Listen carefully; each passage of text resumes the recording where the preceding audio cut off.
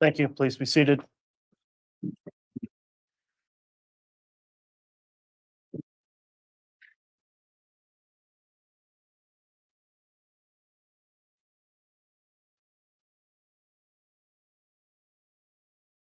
All right, good morning. We're back on the record on case CR 22-21-1623, State of Idaho versus Chad Guy Daybell. We've got additional testimony from Officer Hart this morning on direct. Before we get started, just a few housekeeping issues. The court has received the juror affirmations. I wanted to confirm, have all 18 jurors returned today? Yes, sir. All right. So we've got all 18 jurors with all their juror affirmations signed since the weekend. Also, I had a brief sidebar with counsel as we started regarding defendant's Exhibit 6, which has been admitted. And upon further consideration, I think will require the removal of some commentary in there. I think the parties have all agreed. So as we get to that exhibit, I think it'll need to be either amended or substituted, and we'll work on that issue, but we'll try to keep that as clear as we can in the record once that exhibit's being referenced, and make sure that the exhibit that is submitted to the jurors or published throughout trial to the jurors conforms with previous rulings on that information in the exhibit. So with those issues in mind, is the state going to be ready to proceed with additional direct? Yes, Your Honor. Thank you. All right, will the defense be ready to proceed this morning? Yes, sir. Okay, I'll note also the prosecutors are here as well as the defendant and the defense counsel. So let's go ahead and have our jurors brought in, please, Mr. Bailiff. Yes, sir.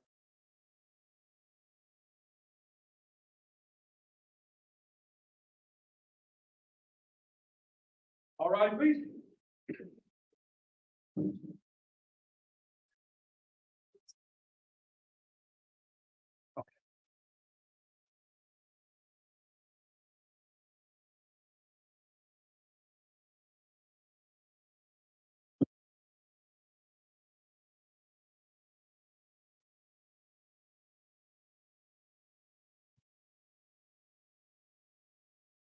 Here's our president count for you, Your Honor. All right, thank you. Please be seated.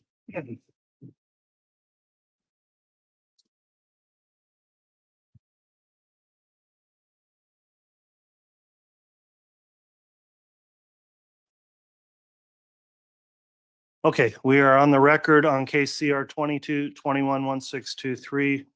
This is Monday morning after the weekend break. The court has confirmed that all jurors have returned and are properly seated and present. I'll also note the court received the juror affirmation from all 18 of the jurors. So thank you again for following the court's continuing admonishment and instruction during the breaks. We're ready to continue with direct examination this morning. I'll note the state is here present. Prosecutors Wood and Blake, Mr. Wixom and Miss Beatty, as well as Mr. Pryor here with the defendant, Mr. Daybell. Officer Hart was on direct examination as we broke for the weekend, and I believe the state has additional direct. Is that correct, Miss Blake? That is correct, Your Honor. Thank you. All right. If you'd go ahead and call your witness, then we'll have him return to the stand. The state will call Agent Hart.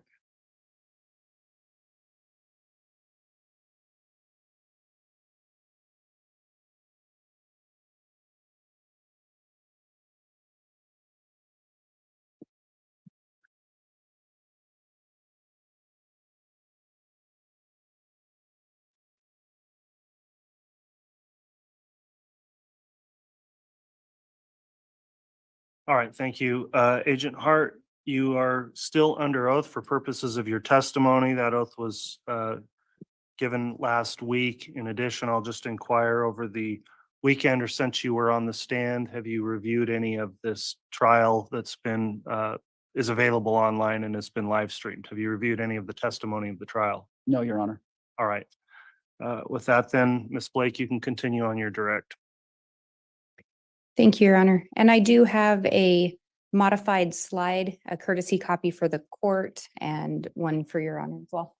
Or one for the court and one for Your Honor. Defense has already been provided one.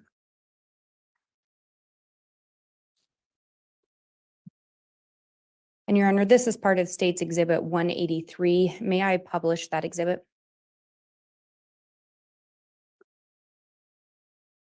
Yes, and just to be clear, the identifier information's been redacted on what's going to be published. Correct, Your Honor. Yes, you may publish.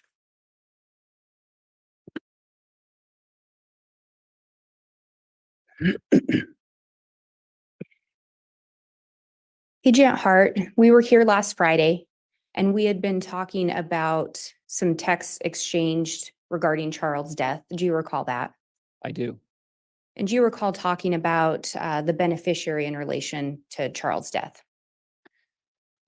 Yes, there had been a series of text messages between Lori Vallow and Chad Daybell that indicated Lori Vallow had found out that her husband, Charles Vallow, had changed the beneficiary of his life insurance policy. And the images on this slide, is that what we're seeing here? Well, previously there were text messages and then approximately 2 weeks, 10 days later, Lori Vallow sent 2 MMS messages to Chad Daybell on July 28th of 2019. The one on the left is the original life insurance policy that shows Lori Vallow, his spouse, as the beneficiary to receive 100% of the proceeds of that policy.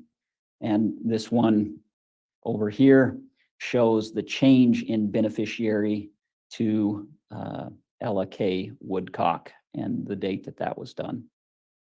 And do you know who Ella K. Woodcock is in relation to Charles Vallow? It's his sister. And do you know who she is in relation to JJ Vallow? She would be JJ's grandmother.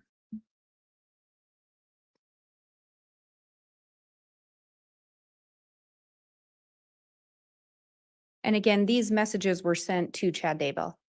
By Lori Vallow, correct. And if we go to the next slide, I'm going to pause here and allow the jurors to read.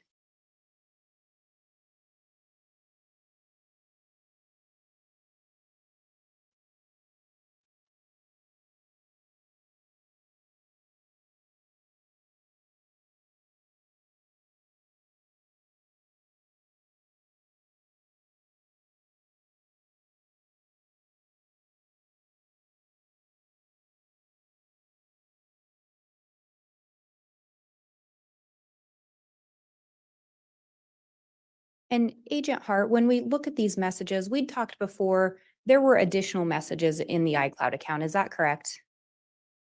There are thousands of text messages in the iClouds, yes.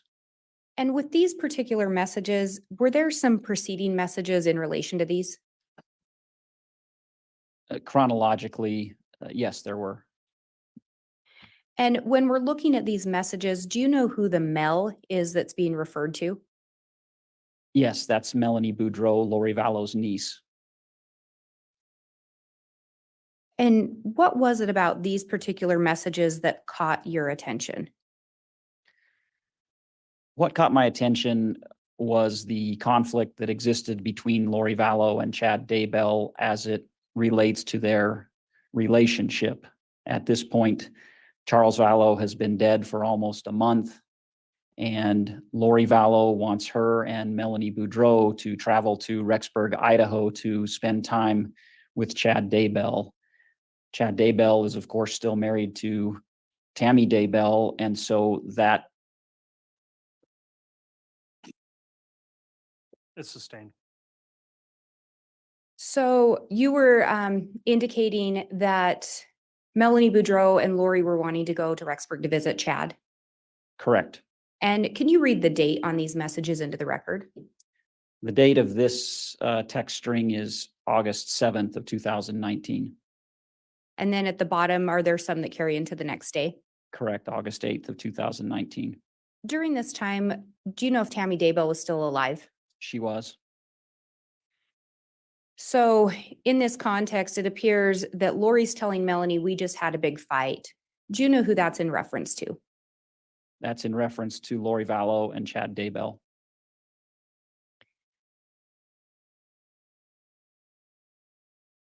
And at this time, Charles has been dead for not quite a month.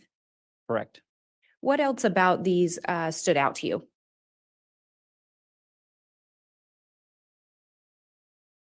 There's a conflict between Lori Vallow and Chad Daybell regarding, I think there's inadequate foundation at that point. Mr. Pryor, moving forward on your objections, please use the microphone. Go ahead, Ms. Blake. Agent Hart, again, you've talked about you went through thousands of messages in this iCloud account, or that there were thousands of messages, correct? yes, Were there some messages preceding this indicating what Chad's plans were during this time? yes. And what did those messages indicate? Chad Daybell had a, All right, again, into the microphone, please, Mr. Pryor, or maybe your mic's not on today, but okay, could we get that checked, please, to make sure the microphone is functioning at defense table? So if I remember, this is 6. This is 30.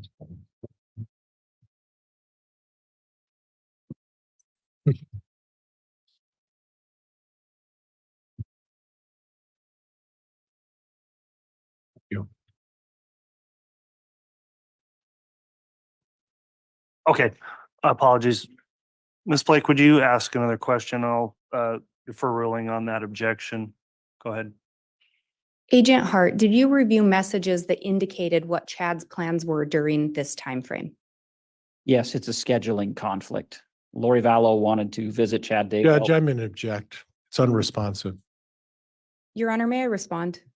Well, I'll sustain the objection because the answer was what Chad's plan, the question was what were Chad's plans, and the answer was what Lori Vallow wanted. I think that's outside the scope of the question and the foundation that's been laid. So it's non-responsive. You determined that Chad Daybell had different plans during this time? Judge, objection, that's leading. Your Honor, he's already answered that. Overruled. Yes, he had a family vacation planned. So in reference to the big fight, based on your investigation, were you able to determine what this text thread was about? Yes, And what did you determine the fight to be about? Lori Vallow's trip, which conflicted with Chad Daybell's family vacation.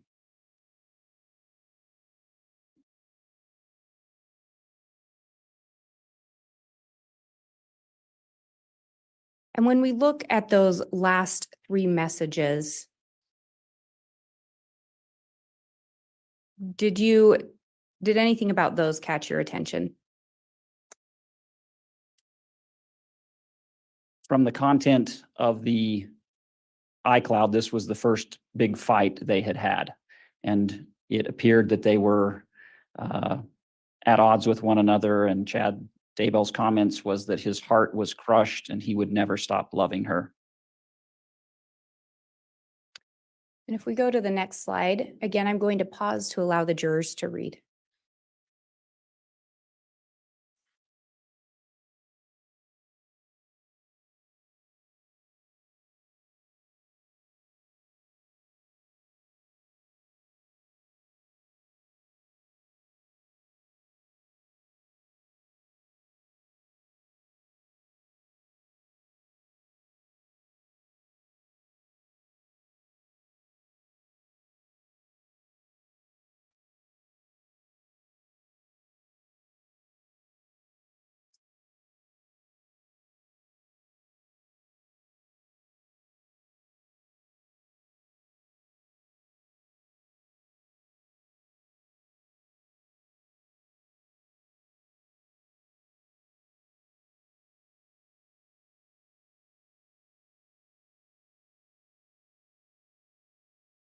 And Agent Hart, can you indicate the date of these text messages? Yes, it's towards the end of the day on August 8th of 2019. Is this a continuation from the conversation we saw on the previous slide? Correct. In looking at this, was there something that stood out to you? Yes. And what was that? If you look at the date and the time, you can see that Lori Vallow has ceased to communicate with Chad Daybell for approximately a day. And this lengthy text, line 1300, is a very clear example of how Chad Daybell used his supposed visionary powers to manipulate Lori Vallow. Judge, I'm going to object. Calls for speculation. Overruled. And in this, sorry, let me back up.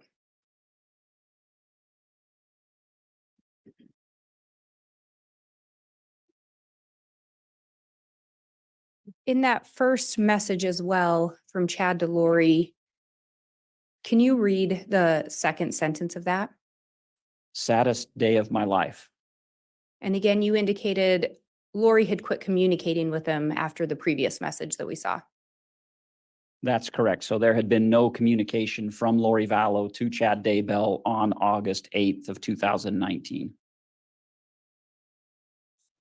And after Chad sends that lengthy text, it appears Lori resumes communication. Is that correct? Yes, And can you read into the record what she said? I love you.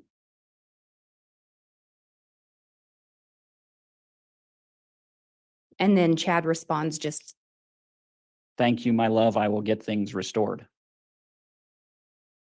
so in that lengthy one, he indicated that he may not be able to protect her anymore.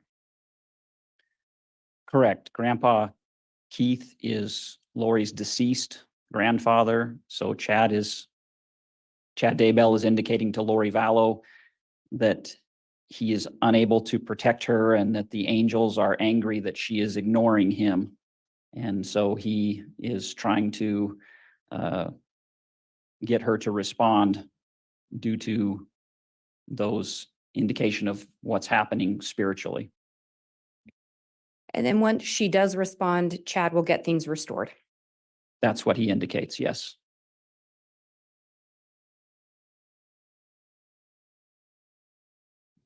Then if we move to the next slide, I'm going to pause to allow the jurors to read.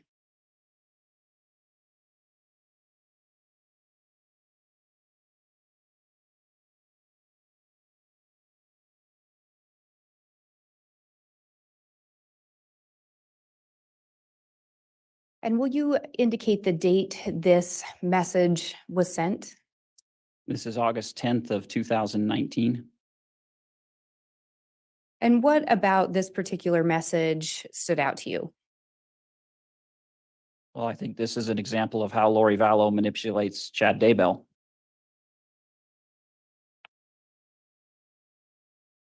And this image was sent along with the surprises or waiting text.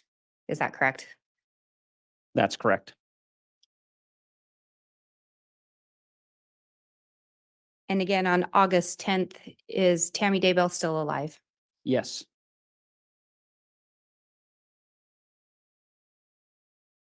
Moving to the next slide, and again, I'll pause to allow the jurors to read.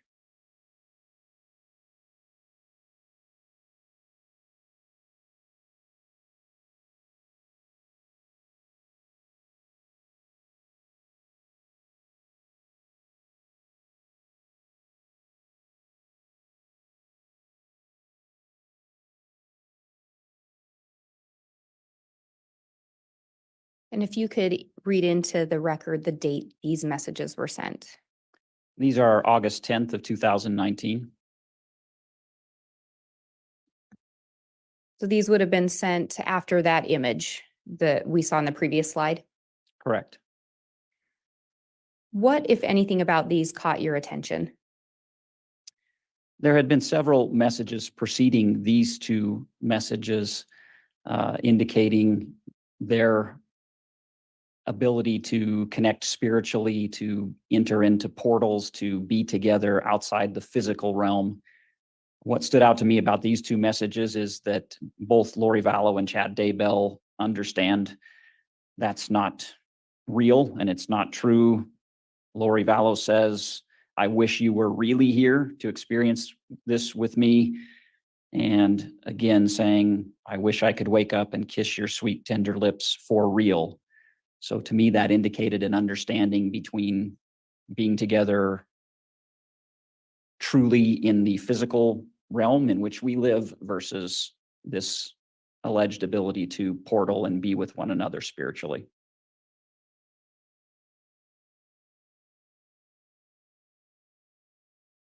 And if we go to the next slide, again, I'm going to pause to allow the jurors to read.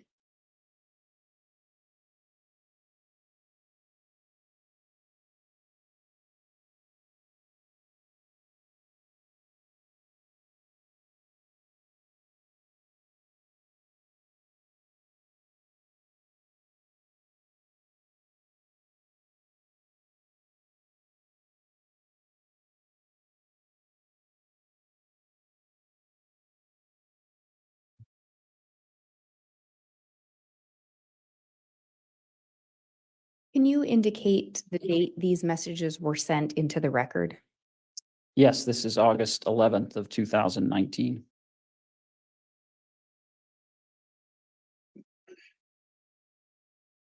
And what about these particular messages caught your attention?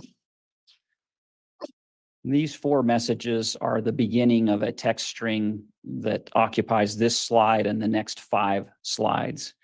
And it's a lengthy back and forth between Chad Daybell and Lori Vallow regarding a vacation that Chad Daybell is going on with his wife, Tammy Daybell, and other relatives. And in relation to that trip, can you read the last sentence of that first text? Partly why I am so sad is my Boise trip has turned into a trip with extended family. Not happy about it. And then if we move down to that third message, was there something about that that caught your attention? Well, these are Chad Daybell's own words. He says, I can't take much more, so trapped. So it's an indication of how he's feeling as it relates to his current situation as it existed on August 11th of 2019.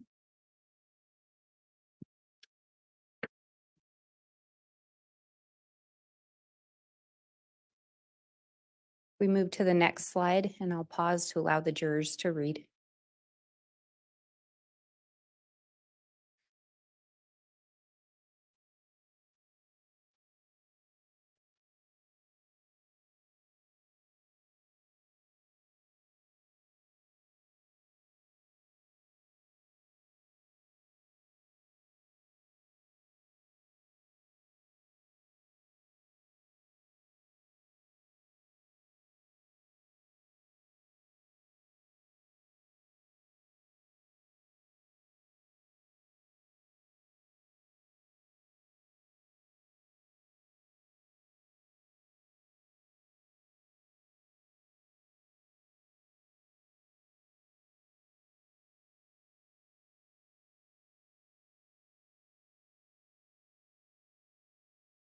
And Agent Hart, you indicated this is a continuation from the previous slide. Is that correct?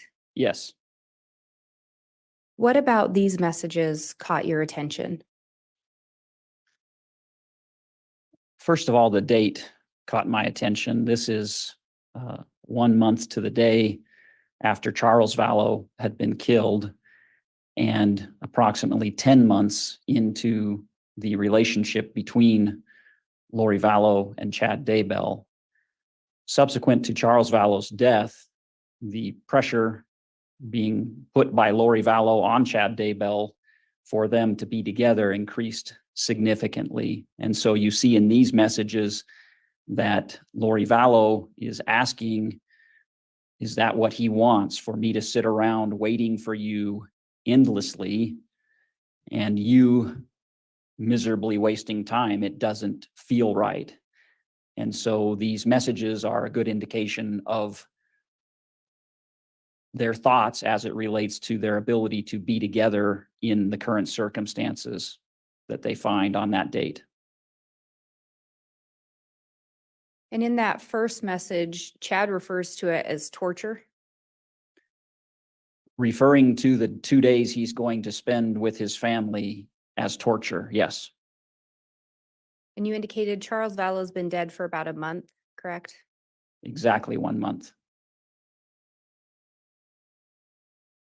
But Tammy's still alive. Yes, she is. And moving to the next slide, again, I'm going to pause to allow the jurors to read.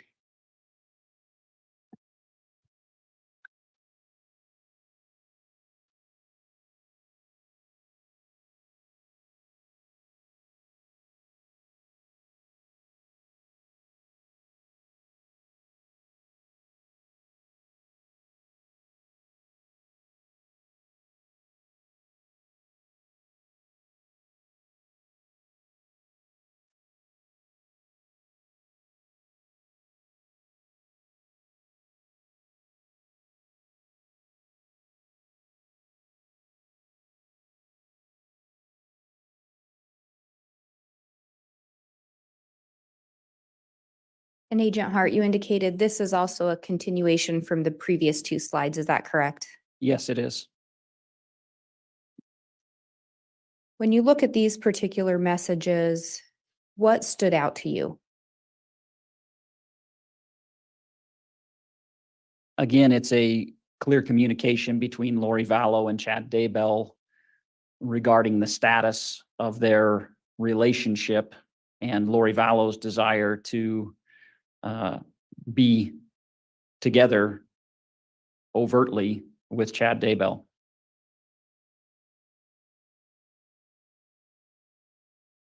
And when we look at the last message, the response from Chad to Lori, can you read that into the record?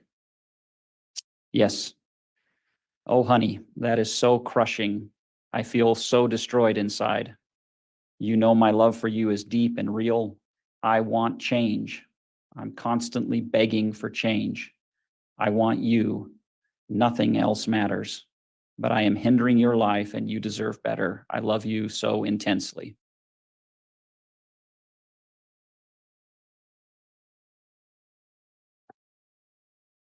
And at this point in time, again, Charles died 1 month ago, correct? Yes,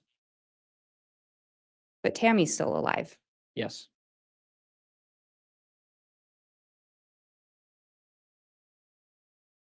And moving to the next slide, again, I'll pause to allow the jurors to read.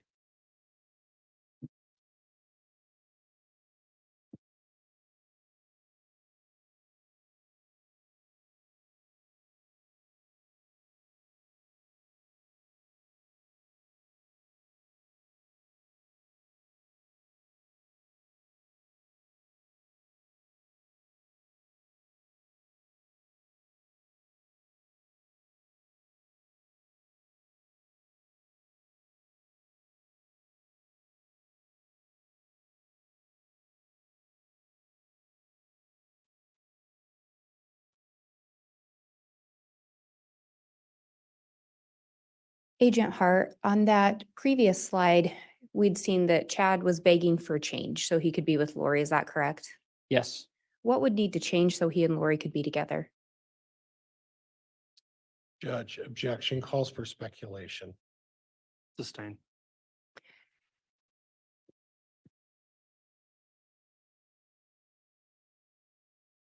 Agent Hart, when we look at this slide, is it a continuation from the last several slides?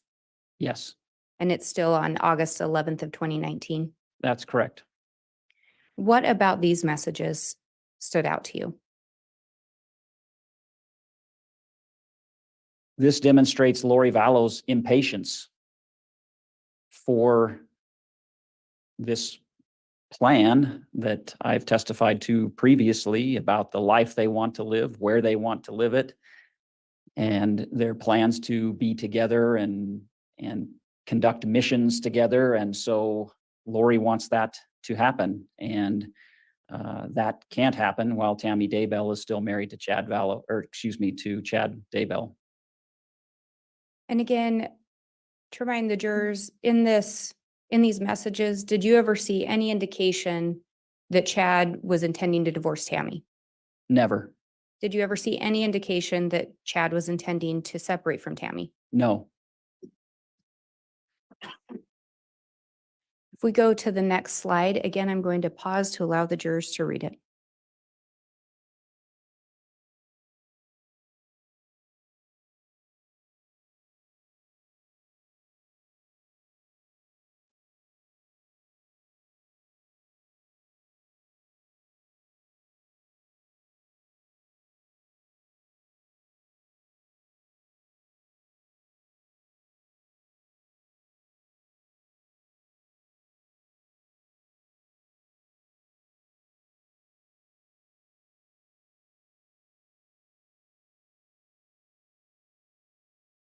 And again, Agent Hart, this is a continuation from the previous slides, is that correct? It is.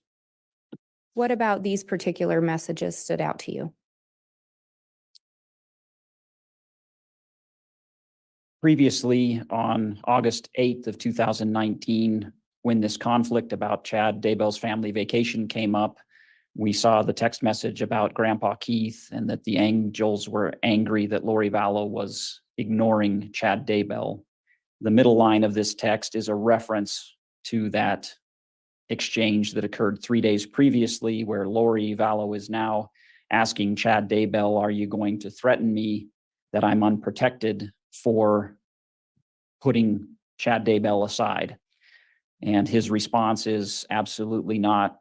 I'm so upset at the circumstances. I'm demanding they protect you more than ever." So this was a tie back to the August 8th conversation with Chad Daybell. And again, an indication that Chad Daybell can provide some form of protection. Correct.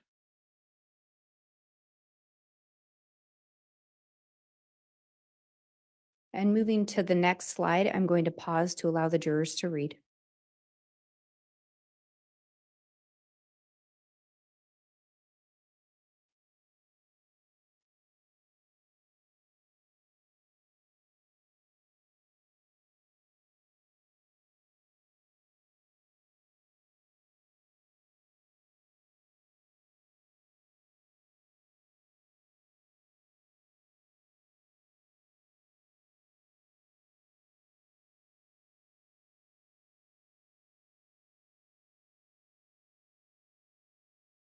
And Agent Hart, is this also a continuation from the previous slides?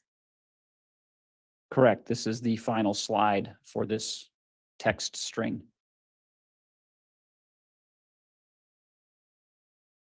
And with this one, if we break it down a little bit, looking specifically at that second text from Chad to Lori, are there certain things in that text that stood out to you? Absolutely. What were those? The first is, it's mainly the second sentence. "We are surrounded by telestial relatives that are simply obstacles." Do you know what the reference to celestial relatives would be in relation to? Or actually, let me back up. Through your investigation, did you learn or determine what celestial relatives would be referencing? Yes. What did you learn that to be? The word telestial derives from the LDS faith. It is the lowest level or degree of glory or heaven.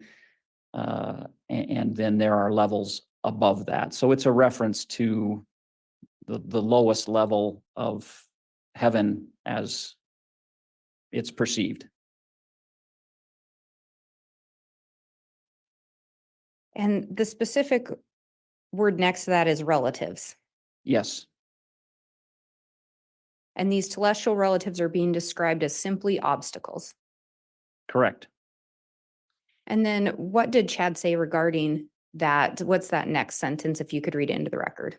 "I'm so sick of it!" Exclamation point. And there's a response from Lori But then looking down to the last message from Chad back to Lori, anything about that one that stood out to you? There's a couple of things that stood out in that last sentence. Yes. And could we go through those one by one? Yes. What is the first one? Chad Daybell states very clearly what his greatest desire is. I want to be with you. That is my greatest hope and dream. And again, during this time, Tammy Daybell's still alive? She is. What else about this message stood out to you? The last sentence is telling in my mind. I would happily join you tomorrow if it felt like heaven would not strike us down.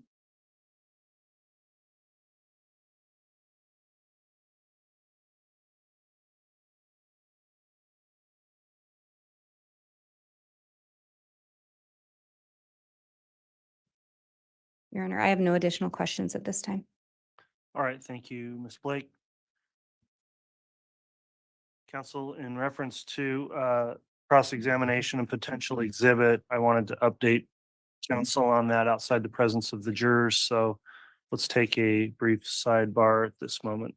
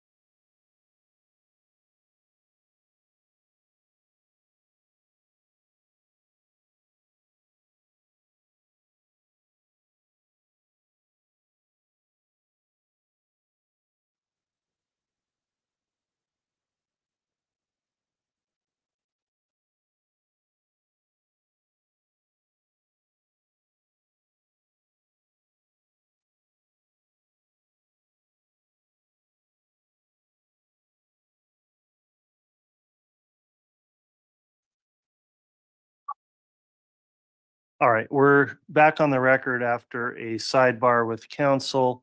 It's a little earlier than we would normally do this, but what we're going to do is take our mid-morning break at this time in order to get some exhibits properly before the jury, before cross-examination, which will take a few moments. So we'll use that time to allow the jurors to take a break. I'll go on the record with counsel before we bring the jurors back in at the end of the break to make any other additional evidentiary rulings that would occur outside the presence of the jurors. And then once we've concluded that, we should have the morning set up for continued cross-examination and evidence until we get to lunch. So with that in mind, let's take our mid-morning break at this time. All right, please.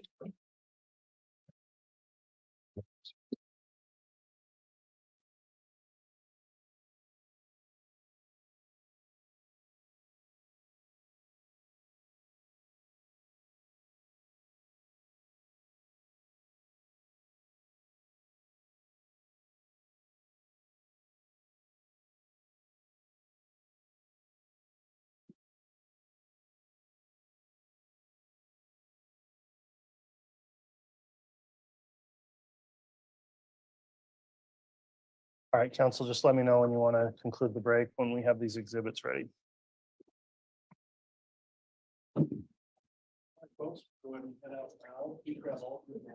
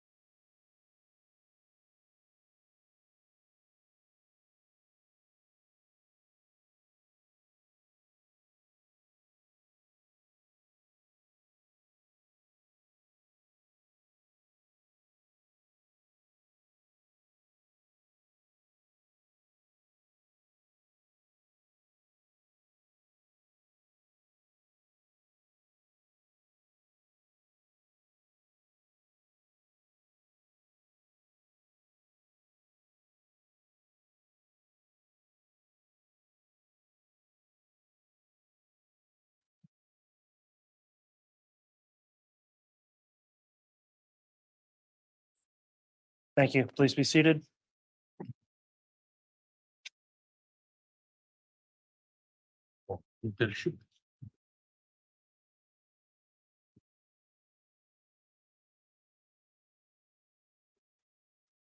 All right, we're back on the record without the jurors present at this time. Take up the matter of some exhibits. The issue being that one of the exhibits needed a redaction and other exhibits had some editorial type commentary on them that the court ruled would not be permitted as part of the exhibits. So those were also altered. And so let's just start with the state's exhibit 183. That was on Friday. And it was noted when we stopped for the day that there was some personal identifier information that needed to be redacted. That was redacted and the information was not published to the jury, but in terms of marking or tracking the redacted exhibit, what does the state suggest in terms of a new replacement exhibit or just noting on the record a redaction on the admitted exhibit?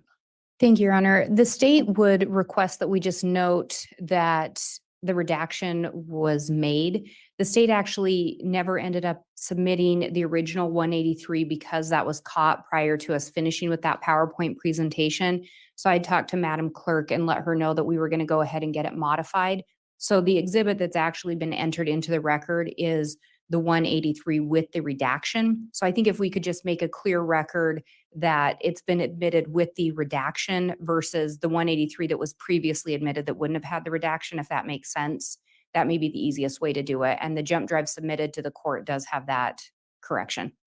Okay, from the defense, any objection to handling the exhibit that way? No, Judge, and the state provided me all of the redactions, so that's acceptable. Okay, so I'll put that on the record then. Exhibit 183 now admitted and what was published and what will be provided to the jurors has the redacted personal identifier information from those screenshots on insurance applications or forms. So that will resolve 183. On Exhibit 6, that was previously admitted and the commentary, which was not part of the content of the exhibit other than labeling of certain parts of the exhibit, has been removed from those exhibits. I guess I'm looking for how the parties wish to handle that Exhibit 6, and it's also going to be Exhibit 7 also, Defense Exhibit 6 and 7. Do we want to strike from the record those already admitted exhibits and admit substitute exhibits? Mr. Pryor, what's your suggestion on that? Judge, I've prepared substitute exhibits, so I would move to strike those three and judge it 6, 7, and 32, which are all by stipulation. I've prepared substitute exhibits. I've had given the state the opportunity to review those in their entirety. So I have 6, 7, and 32. So I would move to strike 6 and 7. I'll substitute 6 and 7 in with the additional one and then move for 32 as well.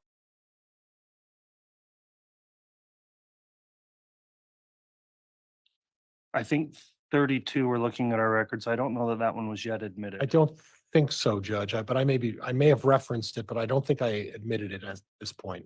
Okay, well, if 32 is not yet admitted, then we don't have an issue there. What will be admitted will have the proper labeling. On 6 and 7,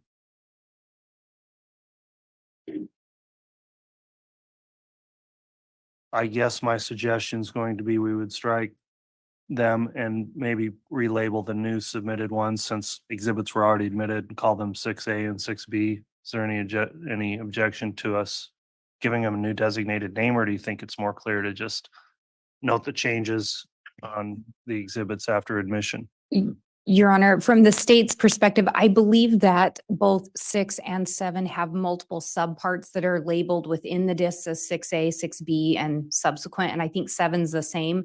So because of that, I'm not sure if labeling them 6A and 7A would, I think it may create some confusion for the record. So I don't know if we could simply strike the other ones and just resubmit them as 6 and 7, but Okay. we'll leave it to the court's discretion. Yeah, I wasn't aware of that. So that makes more sense to me also then. So just to be clear on the record, 6 and 7 were previously admitted.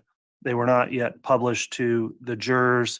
They were altered in that the descriptive language within those exhibits has been removed. So the contents are the same. The descriptions are not there any longer.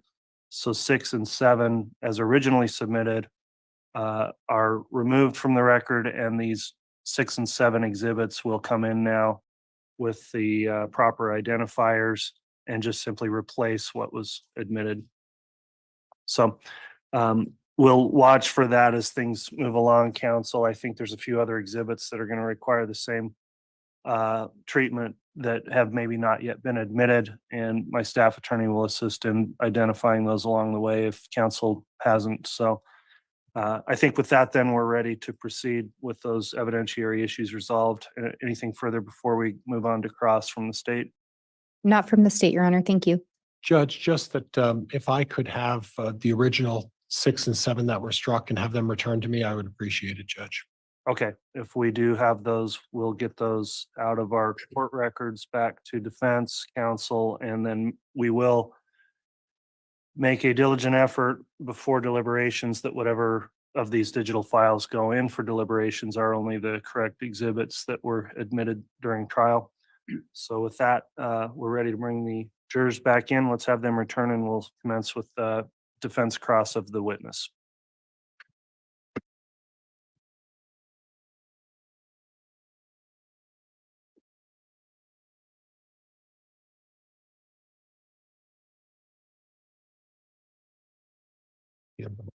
All right, please. Extras.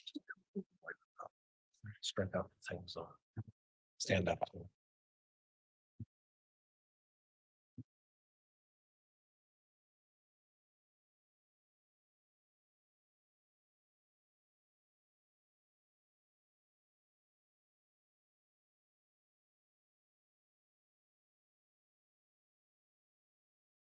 Please offer the counter for Your Honor. All right, thank you, Mr. Bailiff. Please be seated.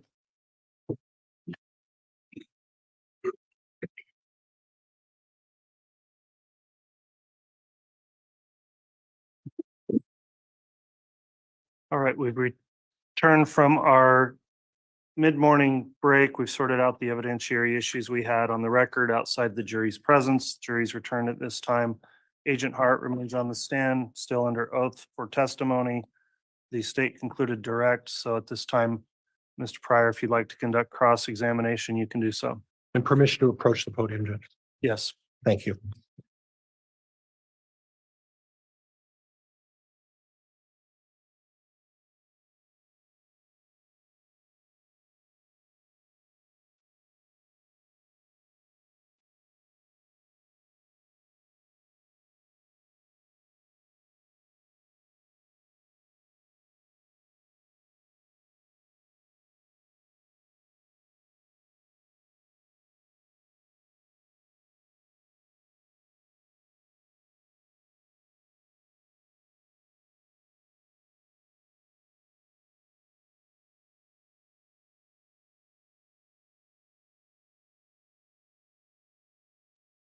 Good morning, Agent Hart. Morning. Now, would you prefer I refer to you as agent? You're retired FBI agent, is that right? I am retired. That's correct. Is it your preference to be called chief deputy, or would you prefer agent? Agent's a little less of a mouthful, so that's fine. And then I'll take your suggestion and refer to you as agent, if that's okay. As part of your investigation, you went over thousands of messages. Would that be fair? Yes. Tens of thousands of messages? Yes. Okay. A significant amount. Correct. And you put together a summary of what you thought were relevant messages, correct? Yes. Okay. I'd like to talk to you a little bit about who some of these messages were sent to, who received some of these messages. Obviously, you spoke in great detail about messages from Chad Daybell. Is that right? Correct. And Lori Vallow. Yes. Melanie Gibb? No, Melanie Boudreau. Well, did you ever have any that you reviewed from Melanie Gibb? There are messages between Lori Vallow and Melanie Gibb in the iCloud that I have reviewed. Yes. Okay, so there were messages that were involved with Melanie Gibb as well, correct? Yes. Okay. Did any of these folks use other names in just in speaking with themselves, talking, referring to others? Can you clarify? Do you mean that So, names other than nicknames. themselves? Nicknames. Lori Vallow use any nicknames? Yes. What nicknames did Lori Vallow use? For others or for herself? For herself and when others responded to her?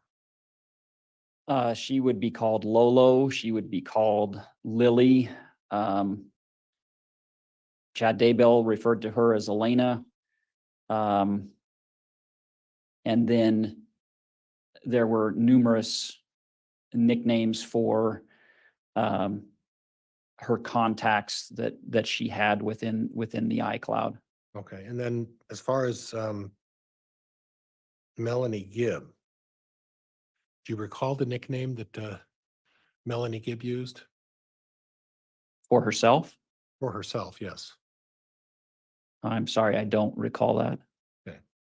If I mention the word Phoebe, does that ring a bell? Phoebe rings a bell, but I couldn't say definitively that that's associated with Melanie Gibb. Okay. And if I were to show you a text message that referenced Phoebe to Lori Vallow, would that refresh your recollection? It may. Okay, we'll get to that in a minute. Other nicknames, other people, Alex Cox, did he have any nicknames? Al was the most common one, Okay. Melanie Boudreau? mostly Mel. Okay.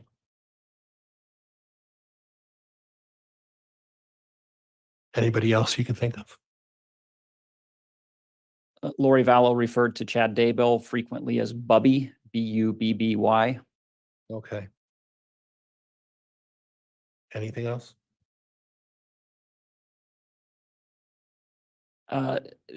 Not that I would classify as nicknames. There were several occasions where others were assigned names by Chad Daybell, but I Okay. wouldn't call those nicknames. Okay, now if I could have Elmo put up, Madam Clerk. What are we going to put on the Elmo? Judge, I'm going to ask the officer to go back to Referencing 183. 183, Judge. 183 has been admitted, so, and Mr. Pryor's mentioned before, there's a light and zoom feature on that Elmo for clarity.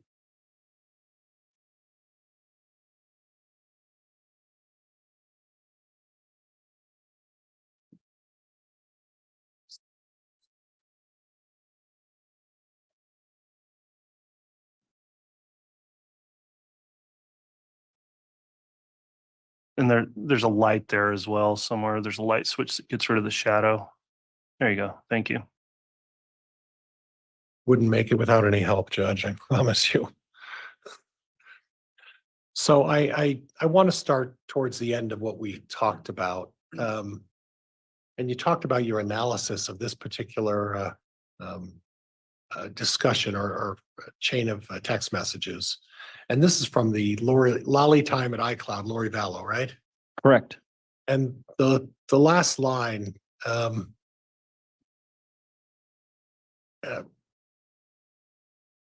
want you to read 824 again for me. Of course. I want to be with you. That is my greatest hope and dream. I would happily join you tomorrow if it felt like heaven would not strike us down. And you interpreted this in what way? I don't believe I interpreted it at all during my testimony. I read it into the record on direct. Okay. Well, I'm a bit curious. I want to be with you. That's Chad responding that he wants to be with Lori Vallow, right? Correct. It's my greatest hope and dream. He wants to have a relationship with her, right? Yes, I mean, they've been in a 10-month relationship at this point, but I think he Okay. wants that relationship to be overtly known to everyone. Okay. And you said a 10-month relationship. So 8/11 of 2019. I go back 10 months and that puts me right to October 31st, give or take a few days. So is it your testimony? You said 10 months. Is it your testimony that that relationship started immediately on October 31st, the first time they met? Essentially, yes. Okay. So they were in a physical relationship from the first time they met? No, I testified that their physical relationship began the second time they met in person, which would have been November 15th through the 17th of 2018. And your interpretation of what that physical relationship in 2 weeks later was what? What type of physical relationship they have 2 weeks later? Chad Daybell wrote about it in great detail. They were kissing, fondling each other, in bed with each other, taking each other's clothes off. Okay. And that, are you referring to the Jack and the Elena story? Is that what you're referring to? James and James and Elena. Elena, I'm sorry, Yes. I said Jack. James and Elena, excuse me. You're talking about the James and Elena story, right? Correct. And you know what Chad Daybell does for a living, right? I do. He's an author. Yes. He writes books about experiences that people have, whether religious or otherwise, right? Yes. And with every author, there's a little bit of exaggeration or um, artistic creativity whenever you're writing books. Would you agree with me? If it's nonfiction, I would agree with you. Okay. And you also know that this James and Elena was really a book in the making by Chad Daybell about his relationship with Lori Vallow, right? I wasn't aware that it's a book in the making. No. Okay. So this was just him taking doing a literary exercise, just writing about his relationship with Lori Vallow, not for the purpose of doing anything with it, just writing about this and making notes using different names, right? I believe it's a truthful and accurate story. Okay. Okay. A truthful and accurate story that you're putting down in writing about a relationship you're having with a woman, right? Yes, With some artistic creativity applied to it, correct? I'll agree. Okay. Now, did you, as part of your investigation, go back and look at some of Chad Daybell's writings? We had someone in the investigative group do that. I've had some limited exposure to Chad Daybell's other writings, but I was not the individual who did an extensive analysis of those. Okay. Are you aware that Chad Daybell made a habit of at least vaguely touching on some of his personal experiences when he wrote books? It's my understanding that a couple of his books were about his prior experiences in his Right. life. And one of his books was about his daughter Emma. In fact, the very book mentions the name Emma in the book, doesn't it not? I couldn't tell you the title of the book, but I believe that's correct. So it wouldn't have been particularly unusual for him, given his past about writing about his past experiences, to put together a book or a novel about a relationship he was having with Lori Vallow, correct? Correct. I think the James and Elena story is about his relationship with Lori Vallow. And it wouldn't be unusual, like in his other books, to maybe provide some artistic creativity as far as the facts are concerned, right? It would depend on which facts you're talking about. So what you're saying to me is that if the facts are helpful to the prosecuting attorney, he's not making it up. Objection, Your Honor. Argumentative, move to strike. Sustain. You don't know which facts are creative in this story that he was writing Lori Vallow, do you? I know that we were able to vet and verify an extensive number of facts from that story. Okay. I couldn't tell you whether the explicit sexual detail is accurate or not, but the Okay. other elements are accurate. Okay.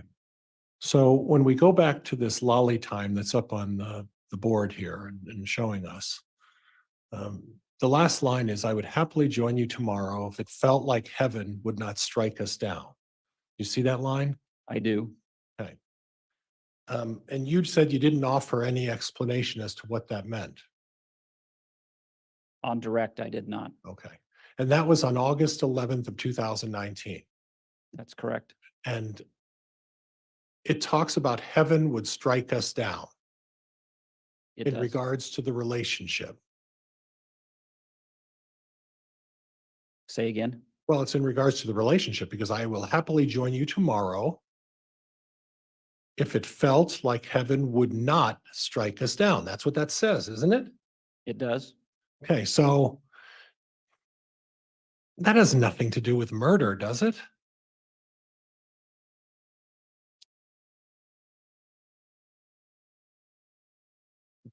I don't know that I could say entirely that it doesn't. Okay. Does it have anything to do with the fact that maybe Mr. Daybell felt he couldn't divorce his wife Tammy? I don't know whether that's what that's in reference to or not. Could it have anything to do with the possibility that Chad Daybell, as this so-called visionary who gets these premonitions, wouldn't leave his wife Tammy until his premonition came true that she would pass away? Objection, Your Honor, misstates the evidence or the prior testimony. Overruled. You can answer that, officer. Again, I don't know what was in Chad Daybell's mind as it relates to why heaven would strike him down if he joined Lori Vallow at that point. Tens of thousands of text messages, right? Yes, I didn't see in any of these, and if you have them in the other 10,000 that you went through, show me the one that says, hey, this is Chad. Let's kill the kids. Objection, Your Honor, argumentative, and tries to put evidence not in fact, Overruled. facts not in evidence. Well, it's question on cross. It's overruled. Show me the text. It says, let's kill the kids. Well, that is argumentative, Mr. Pryor. If you want to ask if there's a text, that would be different. Is there a text that says, let's kill the kids?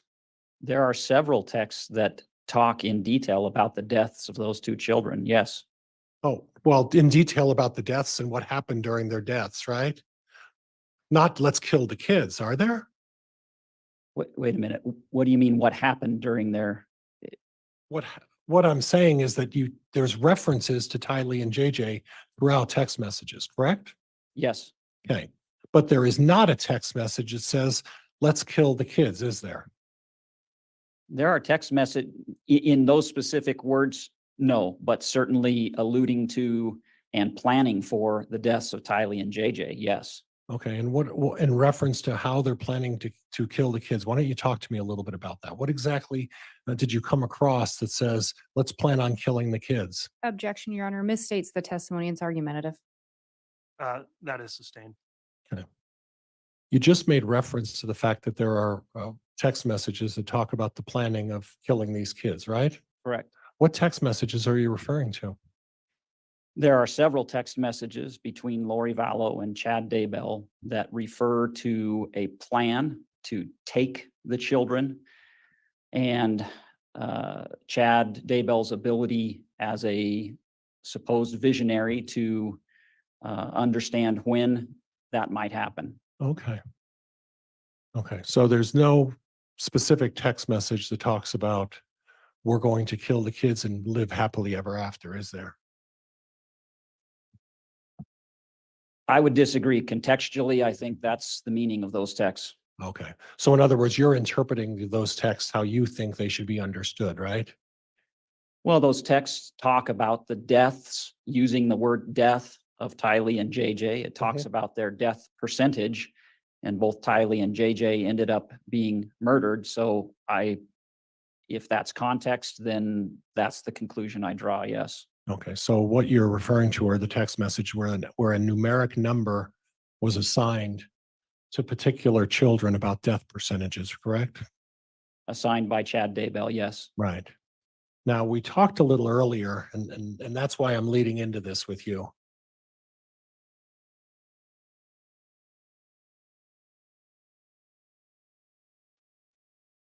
And you could probably help me a little bit. My recollection is you were talking something about Allie Bloomer, right? Yes, that's the second slide. Okay.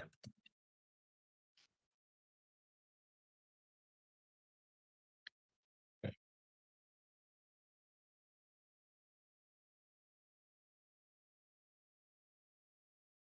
Well, it's actually the third slide, isn't it? Oh. Can you go to the third one? You threw me off, right? It starts on the second slide and then it continues to the third slide.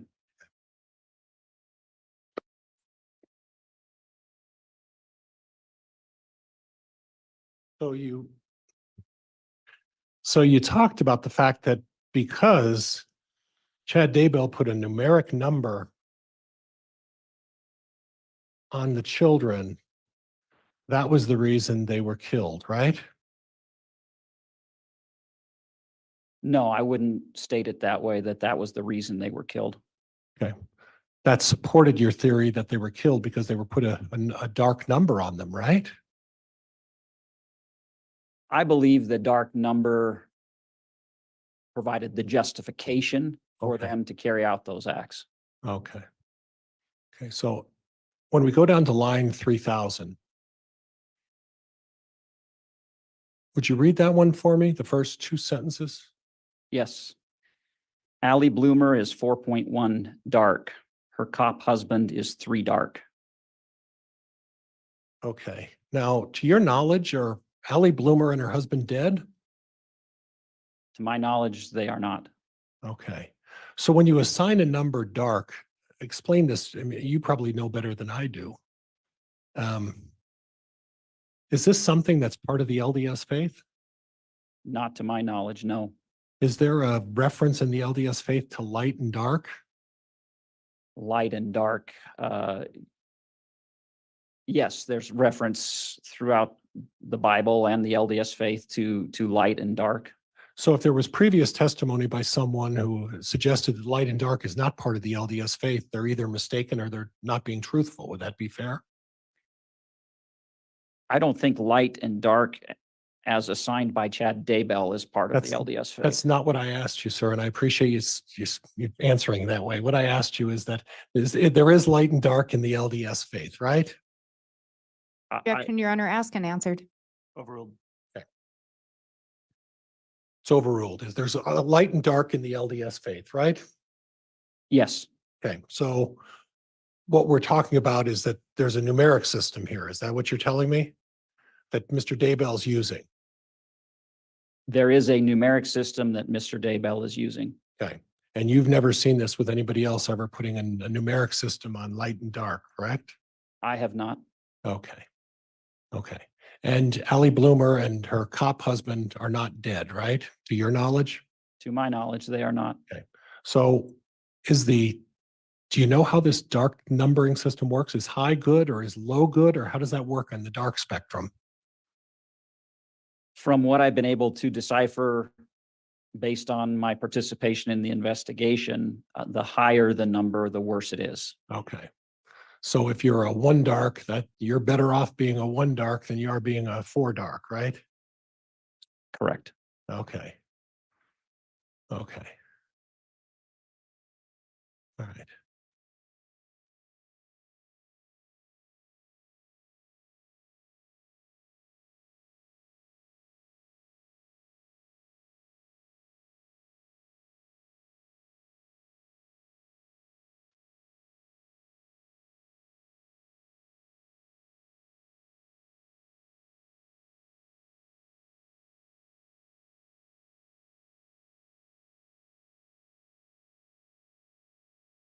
Judge, could I have exhibits 6 and 7?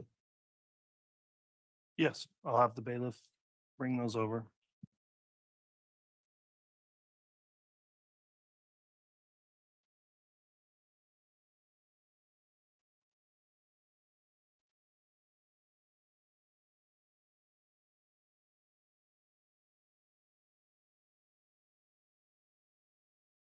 And if you could just bear with me.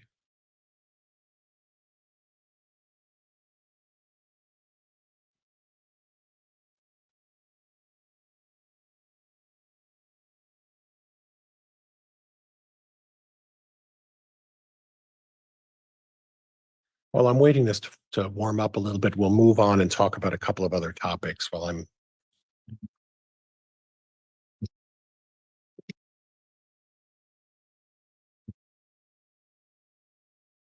It talked about manipulation, right? From both Chad and Lori. Yes, Now, um, Mr. Pryor, just on the exhibit you've got continually being published there, if you're done with that, would you remove it from being published?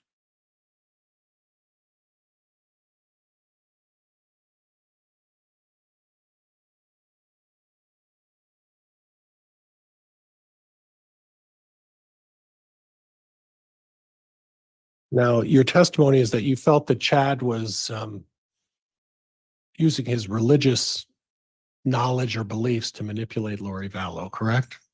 correct. Okay. So he was suggesting that because he has so much insight that he's with these religious insights that he's able to convince Lori Vallow to stay with him because he has religious insight. Is that correct?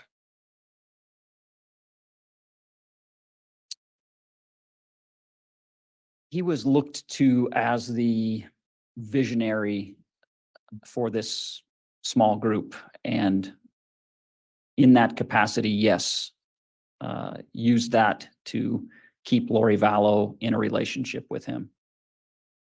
And the small group you're talking about, who did you discover was in this small group? The inner circle is really a trio of Chad Daybell, Lori Vallow, and Alex Cox.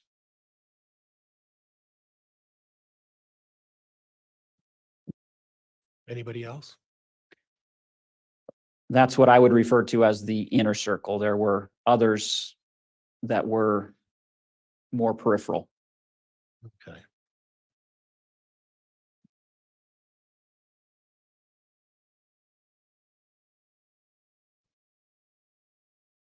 And when you say more peripheral,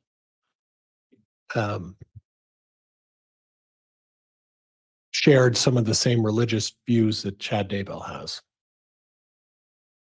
Yes, I would describe them as adherents to Chad Daybell's doctrines. How many of those do you talk about that are peripheral people that were adhering to it?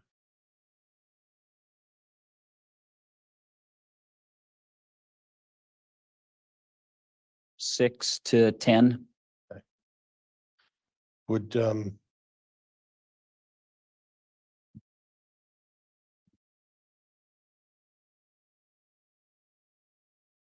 would Melanie Gibb be included in that group? Yes, David Warwick? yes, Zaluma Pastenes? yes,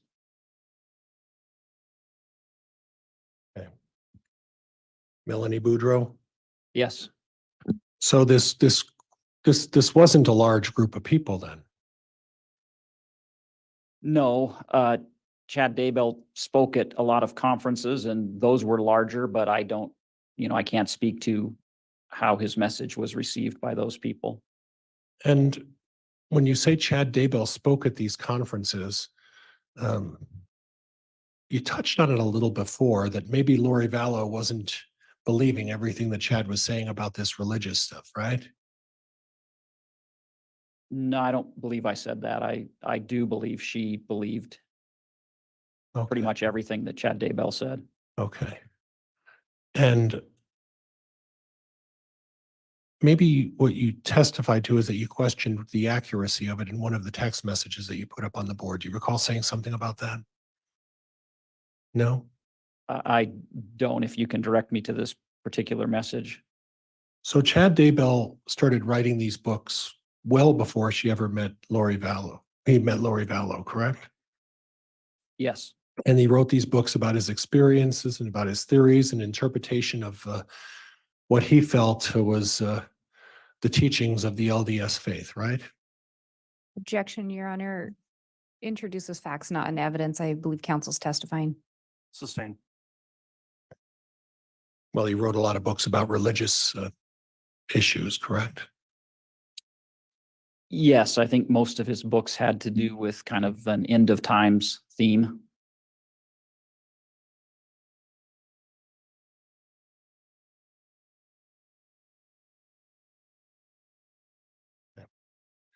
And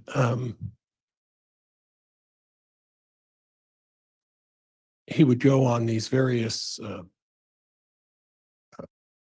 go to various places and speak about his books and try to sell books. Correct.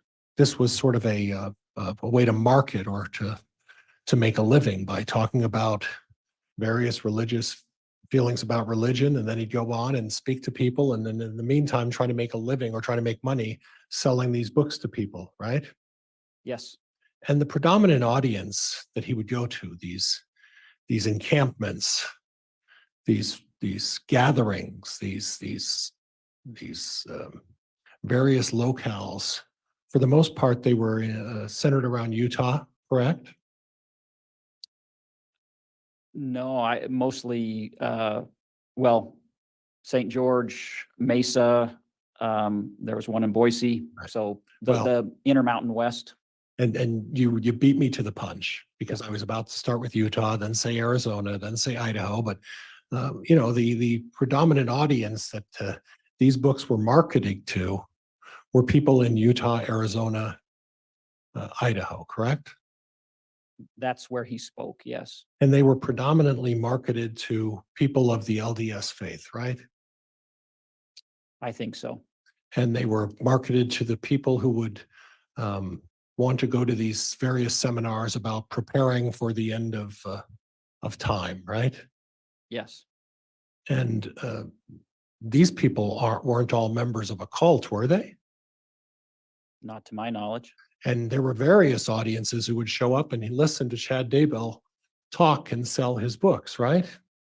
Yes, So the fact that he has Lori Vallow, Alex Cox, Melanie Gibb, and David Warwick, who were friends of his, right? well, I think the relationship with Alex Cox and Lori Vallow was closer than what, it was different than those other names that you mentioned and closer than friendship. Right. But let's take, and we'll talk a little bit about the Alex Cox-Lori Vallow relationship, but let's, as far as the other were concerned, all of the emails and text or excuse me, all of the text messages, excuse me, that you talked about, they had a recurring theme. These people were friends, right? Yes, And these friends talked about religious beliefs, correct? yes, And these religious beliefs may not be what everybody else believes in, but they seem to have a consistent theme, and they were all consistent in believing whatever Lori, Chad, David, and Melanie were talking about. Would that be fair? I think that's fair. Okay. So when you talk about a group, we're really talking about a group of friends who have some maybe not traditional beliefs, but have religious beliefs, correct? Yes, Okay.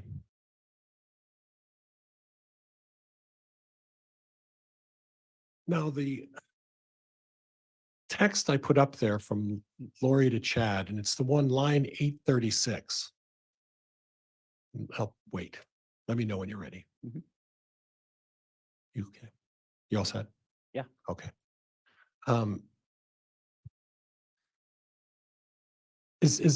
Would you take that as being would you take that as being in somewhat of a sarcastic tone? no, I think Lori was was pushing Chad and was serious. Okay, so you should give all of your love and your attention to your wife and family.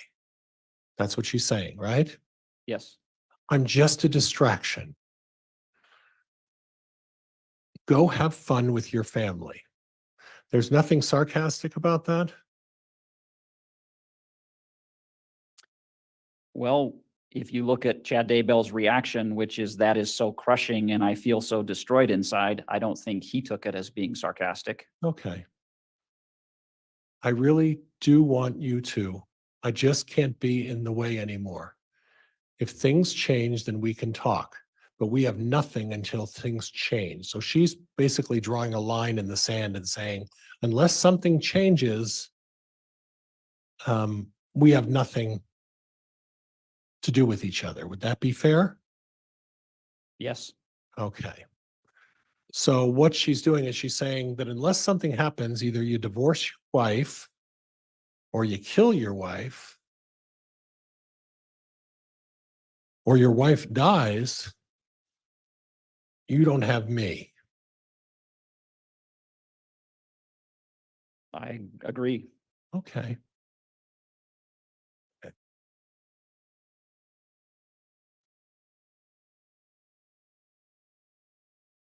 And then Chad responds, I'm constantly begging for change below. You see that? I do. But I'm hindering your life and you deserve better. I love you so intensely. Okay. You see that? I do. The text following that, did any of them say, all right, I agree with you, Lori. Let's kill Tammy. You find any of those? I found a number of texts talking about Tammy's death percentage in Right. subsequent conversations. You're also aware that that Chad Daybell, maybe you're not, but are you aware that since 2016, Chad Daybell had been talking to these public audiences about the fact that Tammy was going to have a very short life? I was aware that he made those statements to particular individuals. I'm not aware that he spoke of that publicly, but yes, I know that he communicated that Tammy was going to die to a number of people. Right. And these other individuals are friends and family of Chad Daybell, who are also friends and family of Tammy Daybell, correct? That I don't know. I can tell you the ones that I do know that he spoke with Okay. and I'm not aware that they knew Tammy. Okay. Okay. So it wasn't necessarily a secret that Chad was keeping with anybody since 2016 that he felt he had a premonition or a belief that his wife was going to have a short life, right? There were certain people he communicated that to, correct? Right. And when I'm reading through the text messages and you went through your presentation, am I wrong when I'm reading these messages to read into this that Chad was waiting for Tammy to pass away and that was what the delay was, correct?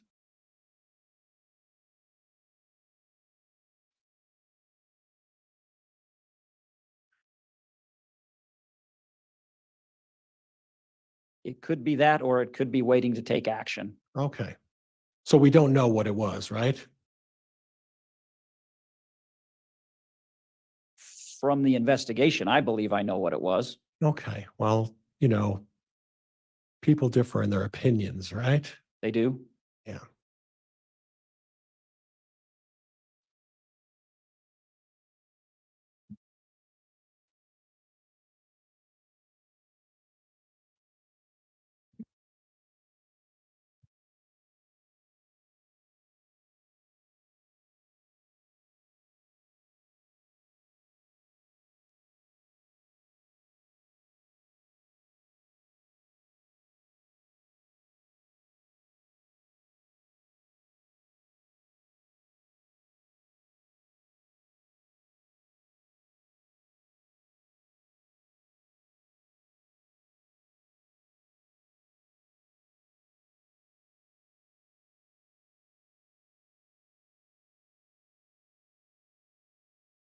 And Judge, could we approach for just a minute?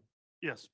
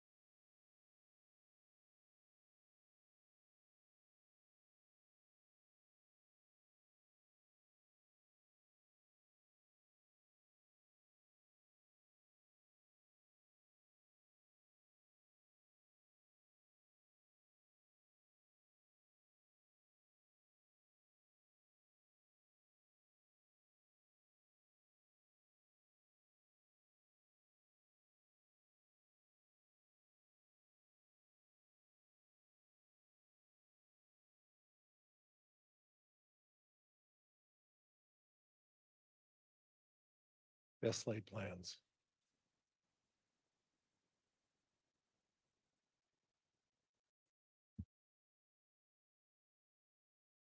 All right, ladies and gentlemen of the jury, there's a thumb drive with a file in it. It may be a thumb drive that's having few issues because it wanted to pull files and then it didn't. So we'll see if it will. And it's here.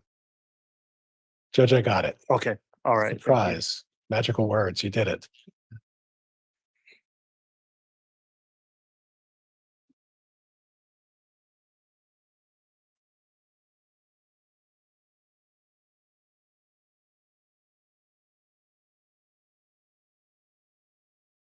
And Judge, I'm going to try to publish off of Exhibit 7 an email from, I believe it was from the Lolly Time,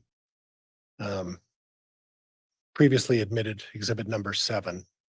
All right, once you have that pulled up on your screen, let us know and Up, then I'll, Judge, I'm ready. okay, I'll instruct the clerk this time to allow that to be published then. Okay.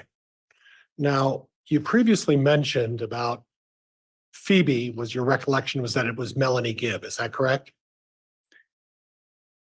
I testified that I wasn't 100% certain of that, but I don't dispute that that's, Okay. So at the top, this is a text message from Phoebe from the Lolly Time to Lori Vallow. Would you read the first line? I'm doing pretty good. Thanks. I love you so much.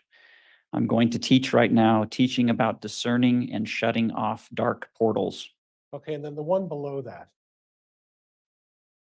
I could see the darkness so clearing last night when I was teaching last night. Their eyes were dark like marbles. Okay, now the date of those messages was when? July 25th of 2019. Were you aware during your investigation where Melanie Gibb was teaching on that particular occasion? No, I'm not. Okay. You are aware that Melanie Gibb taught classes, variety of different things about vibrations and about light and dark, correct? I wasn't aware that she taught classes. I know there was a podcast and group discussions and things like that. Right. She would go to encampments or she would go to programs and be a speaker talking about a variety of religious topics, correct? Yes, Okay, so when Melanie Gibb talks about dark portals, is that something she's talking about that's consistent with the LDS faith to your knowledge? not to my knowledge. Okay. When she's talking about eyes being like dark marbles, is that also something that's consistent with being of the LDS faith? Not to my knowledge. Okay. Okay. And to avoid, and Judge, we can bring that down now. I'm done.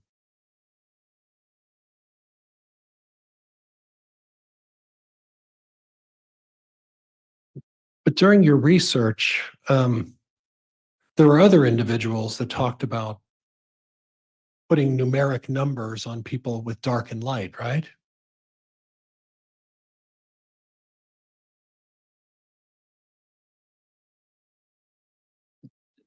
There was one single instance in all of my review where Lori Vallow disputed a designation made by Chad Daybell. So that's the only other time I'm aware of anyone else putting those numbers on Okay. individuals. Okay, and all I want to do is just have you confirm then for me. In the review of all of those 10,000 plus text messages, are you telling me that other than Lori Vallow and Chad Daybell, they were the only ones who talked about dark and light and put a numeric number on someone? I am testifying that the only times I saw those numbers being generated, with the exception of one occasion, were all by Chad Daybell. Okay, okay. And all of the people that were designated, well, so other than Chad Daybell, your testimony then is that nobody else put numeric numbers on people as it related to dark and light. Is that right? Objection, Your Honor. Asked and answered. Sustained.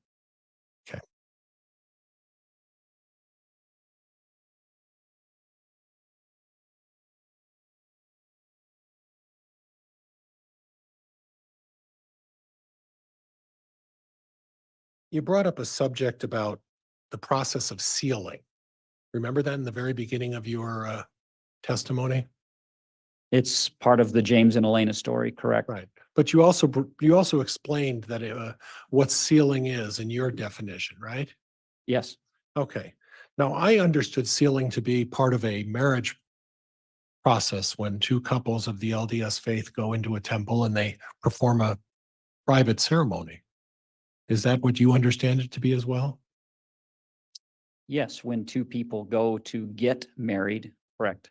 Right. And that is a process in which, and I don't want to go into, we don't need to go into significant detail about this, but it's a religious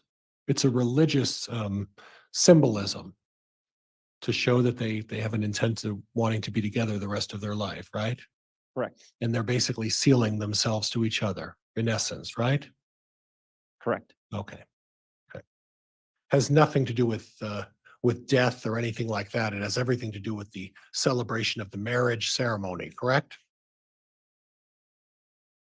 It's a marriage ordinance that's performed in LDS temples. Okay, all right.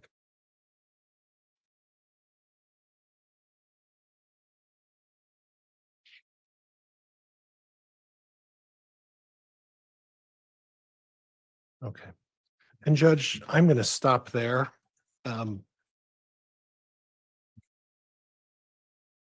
That's all I have at this point, Judge. Thank you. All right, that will conclude cross-examination of the witness. Redirect from the state.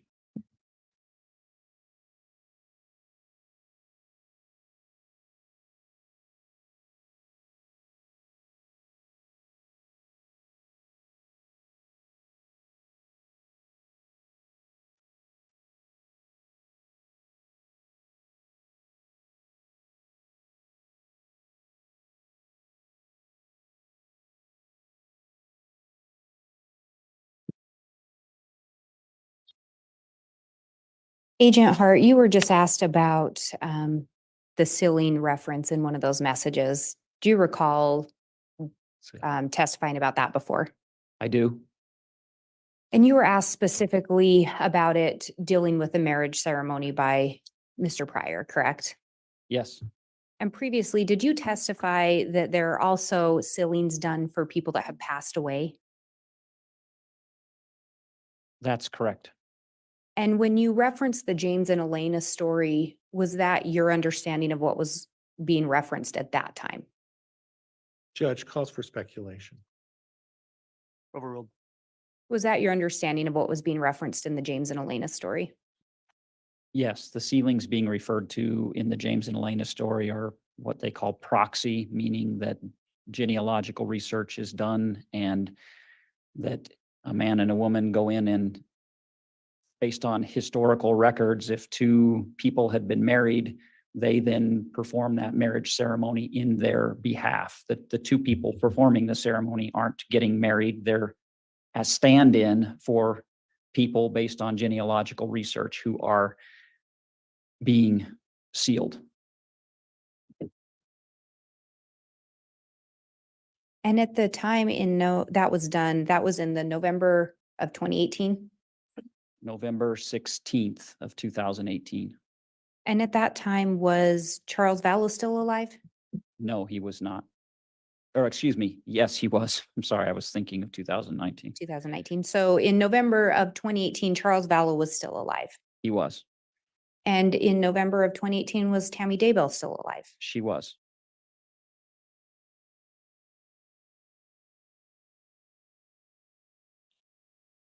And is part of the idea behind the sealing that you would be married for eternity? Judge, leading question. Sustain. When we looked at those messages, if you recall, was the indication that Chad believed or was indicating he and Lori would be married eternally? That's precisely what was stated in Chad's writing.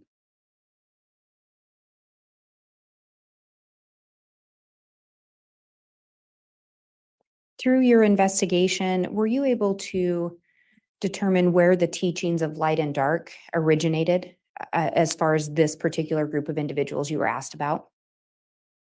They originated from Chad Daybell. And you indicated Melanie Gibb was one of the individuals that would have received those teachings? I believe so, yes.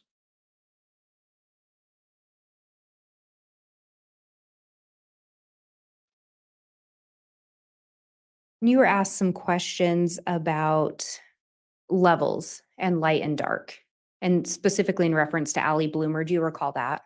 Yes, Was Allie Bloomer a telestial relative of Chad or Lori? not to my knowledge. And we talked a little bit about that telestial relative, the meaning of that, and Mr. Pryor put that slide back up. You'd referenced that it is the lowest kingdom. Would that also be, would telestial refer here on earth? Yes, So the reference was the telestial relatives were obstacles. correct.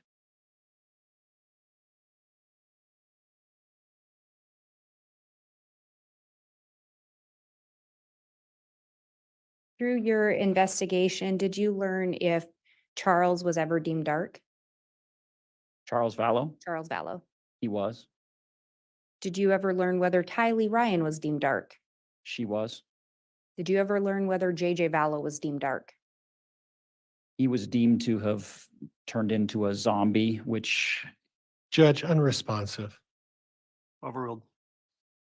is parallel to being dark, being inhibited by a dark entity. And what about Tammy Daybell? Did you ever learn whether she was deemed dark? Again, she was deemed to have been inhibited by a dark entity. And based on your investigation and looking through these messages, who was the one that would determine if someone was light or dark? Chad Daybell.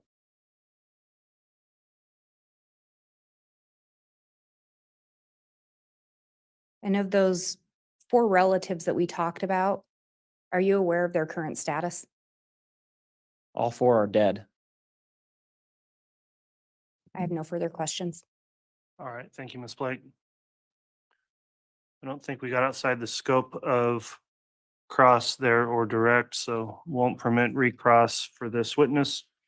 That will conclude the testimony of Agent Hart.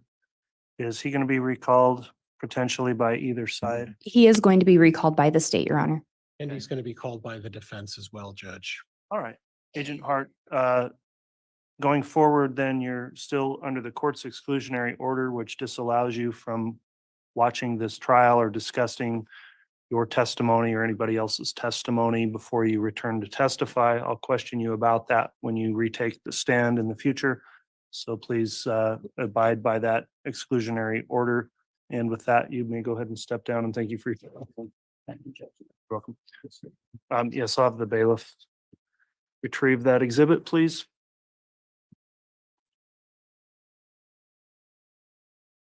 And where we took our break already this morning, we'll intend to go forward till lunch. Does the state have another witness to call at this time? Yes, Your Honor, the state would call Sydney Woodbury Shank.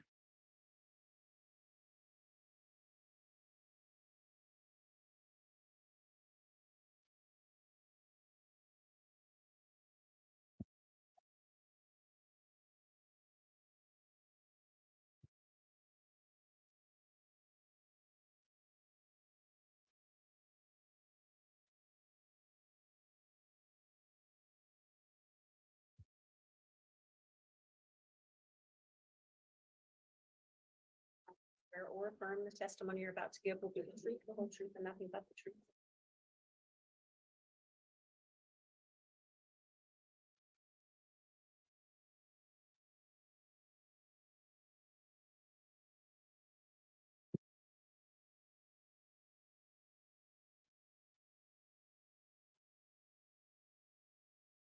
All right, the court will note the witness has been placed under oath at this time, so I am going to inquire.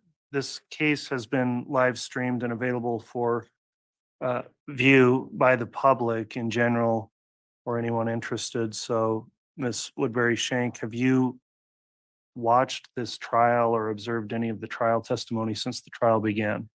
No, Okay. Have you discussed with anyone else your testimony, anyone that has testified in this case? no. All right. Thank you for your responses then, Mr. Wood. If you'd like to inquire on direct, you may. Thank you. Good afternoon. Could you state your name and spell your last name for the record? Yeah, it's Sydney Shank, Schenk. Ms. Shank, what state do you currently reside in? I currently reside in Arizona. Did you, have you ever lived in Rexburg, Idaho? Yes, in 2019, I lived in Rexburg, Idaho. What were you doing there? I was attending college at Brigham Young University, Idaho. Were you working at the time? I was not.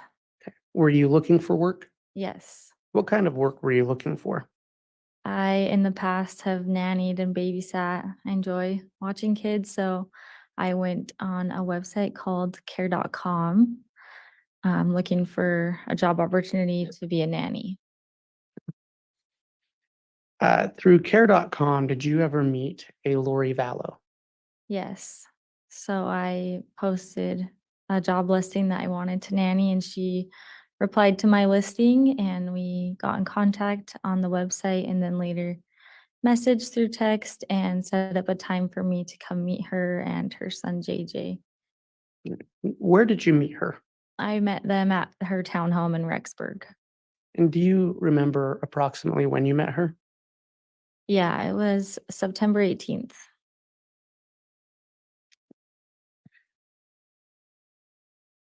And did you, through that conversation, did you learn if JJ had any special needs? Yes. So she mentioned, yeah, he has autism and that he had difficulty focusing at times and had some behavioral difficulties at times. And yeah, that he needed extra help. When you met with her, did she say anything about her husband? She did. She mentioned as we got to know each other that they had just moved to Rexburg from Arizona and that her husband recently passed away from a heart attack, and that JJ was kind of struggling to understand that. Did she tell you anything else about JJ? Not really that day, just yeah, that he had autism and some difficulties. Did she speak with you at all about a daughter named Tylee? She didn't mention her name, but she did say she had a daughter that was living in town, attending college, and that sometimes she would come to visit and do laundry or come home for dinner, and sometimes would babysit, but that she didn't like babysitting without being paid. And so she wanted someone else to come in and help her. And so, from your understanding, was this daughter living in a separate location than Lori Vallow? From what I understood, yes. And this was on September 18th of 2019. Yes. Did she hire you to watch JJ? Yes. So we had discussed coming in the future and coming the next day. She needed to go to the airport to pick up a friend and she needed some help watching him just for a few hours. So I came the next day on the 8th or the 19th to watch JJ. Did she, and approximately how many hours did you watch him that day? I want to say 3 to 4 hours. Did Lori say anything to you about JJ's medications? She did. She, when I arrived, explained like what to feed him and some activities to do. And then also that if she got home later, that I could give him some medication to help him sleep. So tell us about watching JJ. What do you remember about that experience? I remember him playing with the neighbor kids the majority of the time, and it was going fine. He was a fun kid, and he eventually went over to the next door neighbor's house to play. And I fed him some dinner before he left. And eventually his mom was going to come home soon. So I went back and picked him up from the friend's house. And he seemed really upset and just sad. They had a little tiff about sharing toys or something. And he was pretty upset. And I tried to calm him down best I could, but he had some behavioral difficulties calming down and was getting a bit aggressive and angry. Did you have any other contact with Lori Vallow that night? I did. So she came home from the airport with her friend, and her brother was there, and she tried to help me calm down JJ. And just in the midst of kind of him freaking out, I just left and she paid me. Um, yeah. Did you have any further communications with Lori Vallow? I did. So a couple days later, I messaged her again, hoping to work again. This, from my understanding, was going to be a longer term job that I could work for her few times a week as she needed it.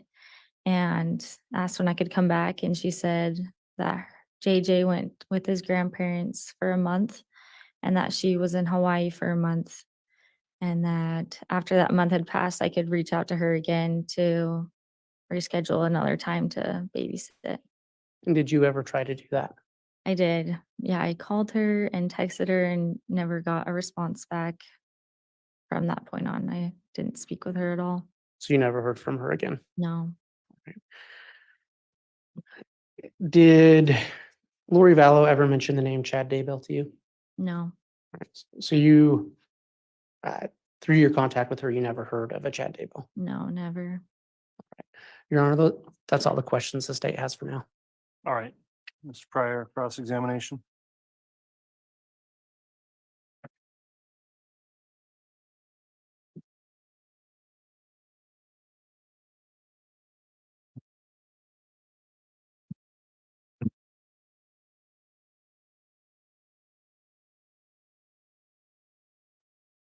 It's still morning. Good morning. Morning. Do you have a recollection of about what time Lori Vallow returned home? I I don't know for sure, but it was around dinner times, probably around 5 or 6 at night. Okay, you mentioned that it was about 3 or 4 hours that you watched JJ, correct? Yes, that's correct. And then and this was Thursday, right? Yes. And then what time did you arrive to start the babysitting? I I don't know for sure, but must have been 4 hours before that. So around maybe 1 o'clock. Okay. I don't know for sure though. And you mentioned that you fed JJ that day. You fed him dinner. Yes, yeah. Is it possible it was after dinner? That what was after dinner? When Lori Vallow returned? Yes, yeah. So you don't know about what time after dinner, though? No, not for sure. Okay. Okay. Now,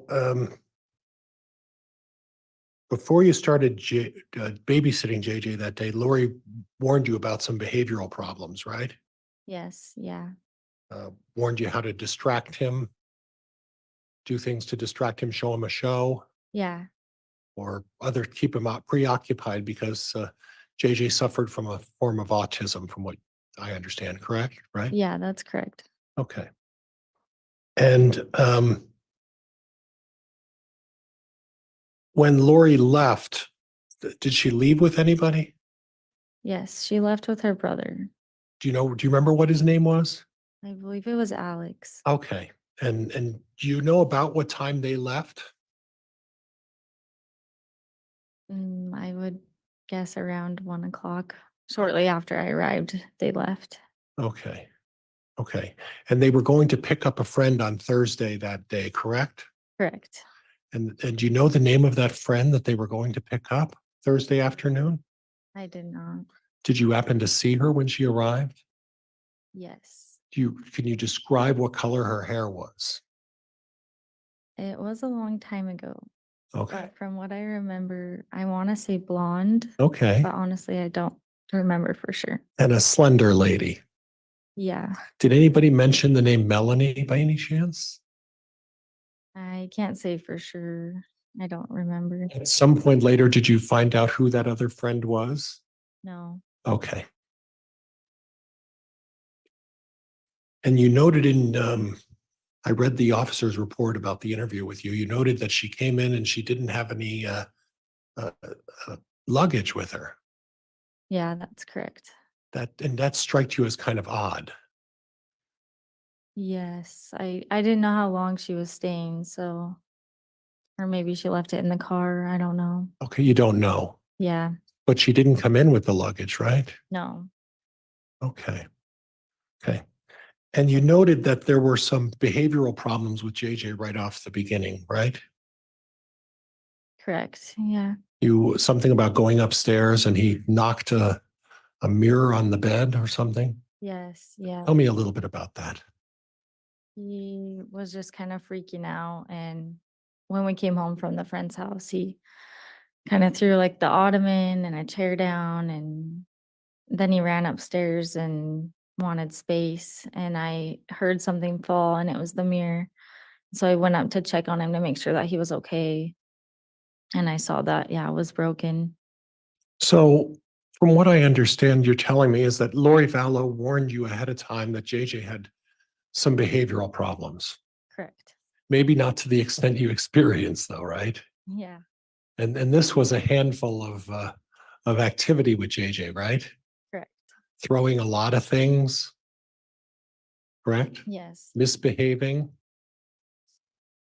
tantrums, Yes. throwing things upstairs, throwing things downstairs, Yes. climbing up and down all over the furniture. Yes. And this was on the 18th, Thursday, the 18th of September, and you were alone with JJ when all of this was going on, right? It was the 19th. I'm sorry, the Yeah. 19th, Thursday, the 19th. Yes. Thank you. Thank you. Yeah. And then at that point, after you had sort of straightened things up in Lori's house, you went over to pick him up with the friend, right? No, he was upset and throwing stuff after the friend's house. Okay. But before he started throwing the stuff, he was over at a friend's. Correct. And was there a little bit of drama over there as well? Correct. Talk about that with me a little bit. What kind of drama did we have while he was over at the friend's house? From what I remember, they were just upset about a toy or sharing a toy, Okay, and JJ had a hard time doing that. okay. So when, and I'm bouncing around for a reason, so please bear with me. Mm. When the person who showed up from the airport on the 19th, the only people in the house at that point would have been the person they picked up at the airport, Alex Cox, Lori Vallow, and JJ, right? Correct. Yes, And at no point during that time did you ever see anybody else at the house. Is that right?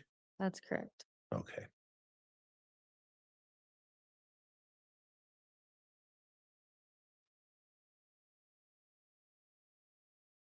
You never heard anybody mention the name Chad Daybell, did you? No, Now, were you aware that JJ and Tylee had a very close relationship? no, I wasn't Okay. aware. But interestingly, you noted to the officer that when um, uh, when Lori and her friend and Alex got home, you told Lori about, JJ's behavior. Correct. And to some extent, it was still going on, correct? That's correct. And at that point, you made note of the fact that Lori seemed to be acting in a particular way towards JJ, right? Correct. And you said it appeared to be a little overwhelming. What did you mean by that? Yeah, I felt, and maybe I was judging, but I felt as if she was too comforting to him and didn't try to correct that behavior. Because to me, throwing chairs and breaking stuff isn't an appropriate behavior. And instead of correcting that, she was more just emotionally there for him and like being very sweet and kind to him, which I guess is a loving mother. But to me, that was a little strange that she wouldn't correct that inappropriate behavior. Right. And you viewed her behavior as over nurturing. Yeah, She went over the top. correct. She was cuddling him too much. Correct. Yeah. Okay. Okay. And all of this behavior that you saw, the active behavior by JJ at that time, did that continue on while you were there? Lori was there, Alex, and this other person? He seemed to calm down a little more once she came, Okay. and it improved a little. Okay. And lastly, while you were there, the person that they picked up at the airport, when all of this behavior was going on and you were trying to explain to Lori, did the person who they picked up at the airport, did she ever use the word zombie? No, Did Lori Vallow at that time ever use the word zombie to describe Alex's erratic behavior? no, Did Alex Cox ever use the word zombie to describe JJ's erratic behavior? no, Did anyone in that house at the time, when JJ was acting up, use the word zombie? no, Did you ever hear the words from JJ using the words zombie? No. I have nothing else. All right. Nothing on redirect. All right, that concludes the testimony of this witness then. Thank you for appearing today. Will this witness be recalled by either side? Not by the state. Ms. Pryor? No, Judge. Oh, Okay, it's on, Judge. No. all right, that concludes your testimony then. You may be released. Thank you for appearing today.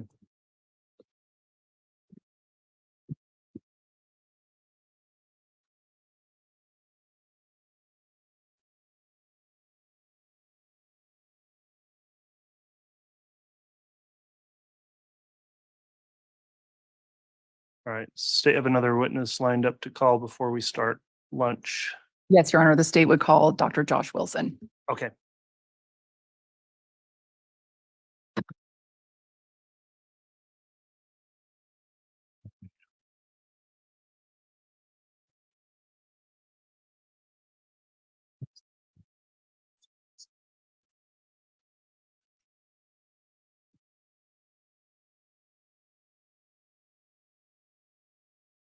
solemnly swear or affirm the testimony you're about to give will be the truth, the whole truth, and nothing but the truth. So help you God.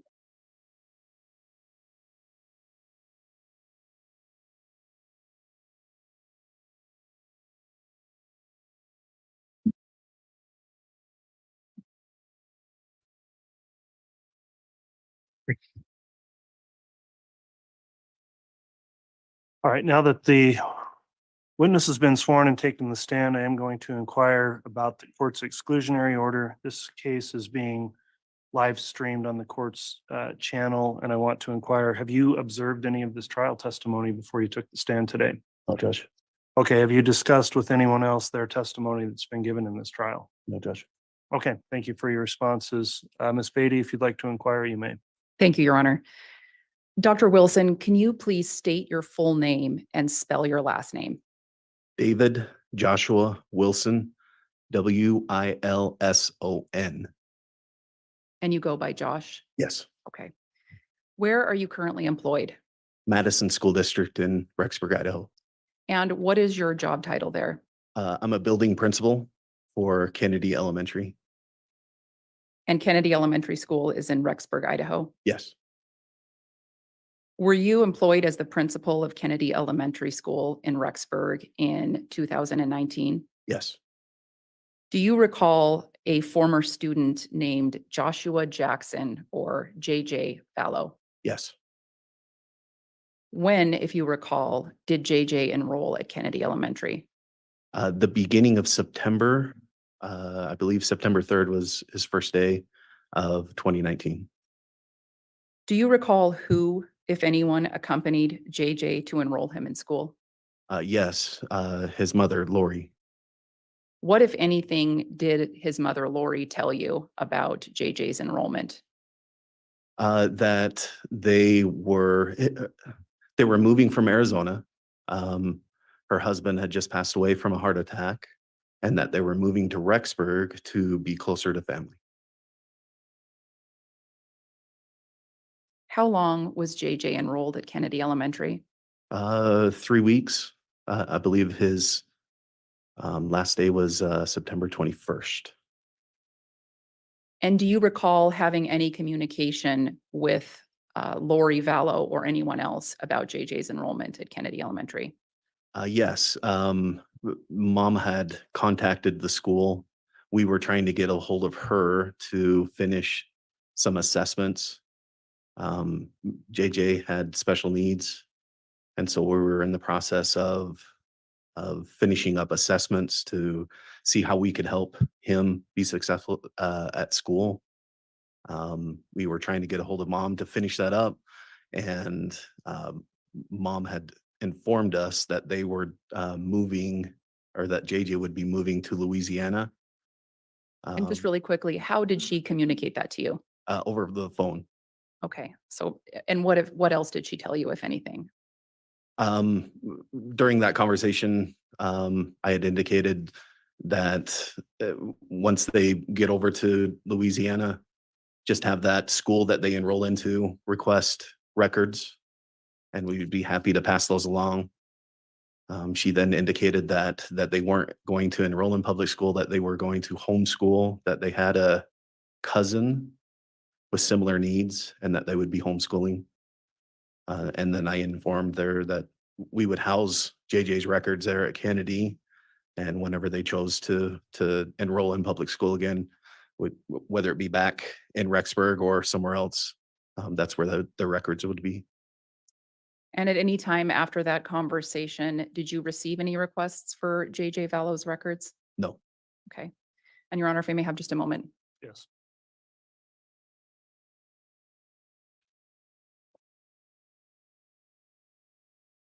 And Your Honor, I have no further questions for this witness. All right, thank you, Ms. Beatty. Any cross-examination, Mr. Pryor?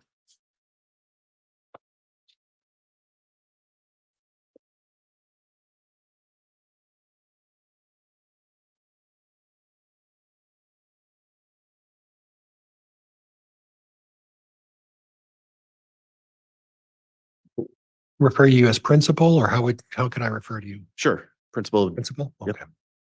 So principal, from what I understand, the discussion with Miss Fallow was by way of a phone conversation. Is that right? Correct. Did at any time was a child enrolled in the school at Kennedy Elementary? Yes. And did that child attend the school? Yes. And for how long a time did that child attend the school? About 3 weeks. Okay.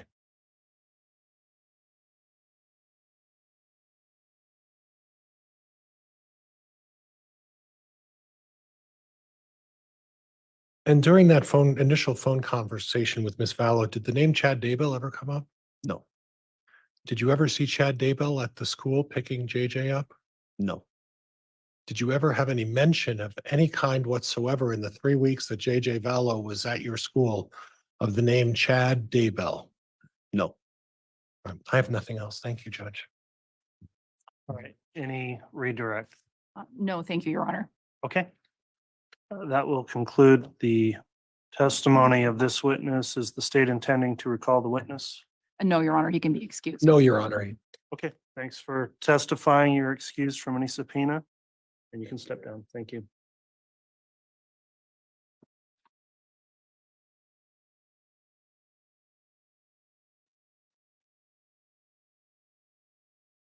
They have another witness lined up.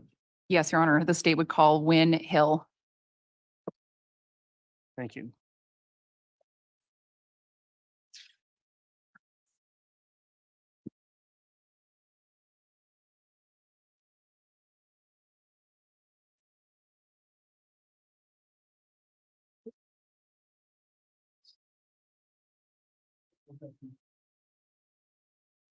That or affirm the testimony you're about to give will be the truth, the whole truth, and nothing but the truth, so help you God.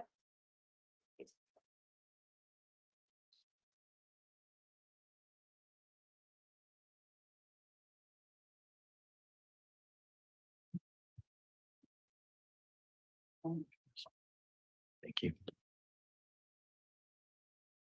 All right, Mr. Hill, now that you've been placed under oath, let me just ask you a few questions before you testify. Because this case is being broadcast and available for public view, I want to ask if you have viewed or listened in on any of the testimony in the trial up to this point. I have not. Okay, have you discussed with anyone else their testimony they provided? Nope.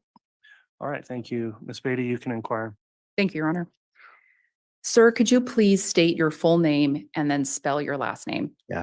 My name is Wynn Hill, Hill, And sir, where are you employed? at Brigham Young University, Idaho, And where is that located? Rexburg, Idaho. How long have you been employed by Brigham Young University, Idaho? Yeah, I've been there 18 years. What is your current job title there? I'm a therapist in the counseling center. And prior to being a therapist in the counseling center, did you have a different job title? I did. I was the dean of students there. Were you the dean of students in 2019 and early 2020? I was. And in February, well, let me back up a little bit. As dean of students, did you have access to a student file management system? Yeah, we do. Yeah, we have a student management system. Yes. Does that system allow you to look at it to determine who is currently enrolled? Yes. Does that system allow you to look at who may have been enrolled in the past? Yes. Does it allow you to look at who may have applied to the school and not necessarily enrolled? Yeah. Anyone who starts an application. Yes. Were you contacted by law enforcement in February of 2020 to do a records check on an individual named Tylee Ryan? I was. Yes. Did you check that individual in the student file management system? I did. Yeah. They asked me to check the name Tylee Ryan, Tylee Vallows, and Tylee Cox, date of birth 9/24/02, and I did check that. Yes. Were you able to determine if this individual was a current student? Yes, they weren't. In fact, we had no record of any of those names. Did you have any record that this individual had ever even applied to No. BYU, Idaho? Nothing. If I may have just a moment, Your Honor. Yes.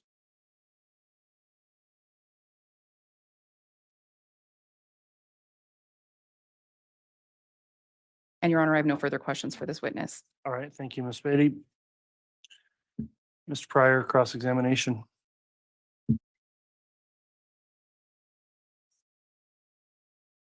No notebook, so it's going to be short.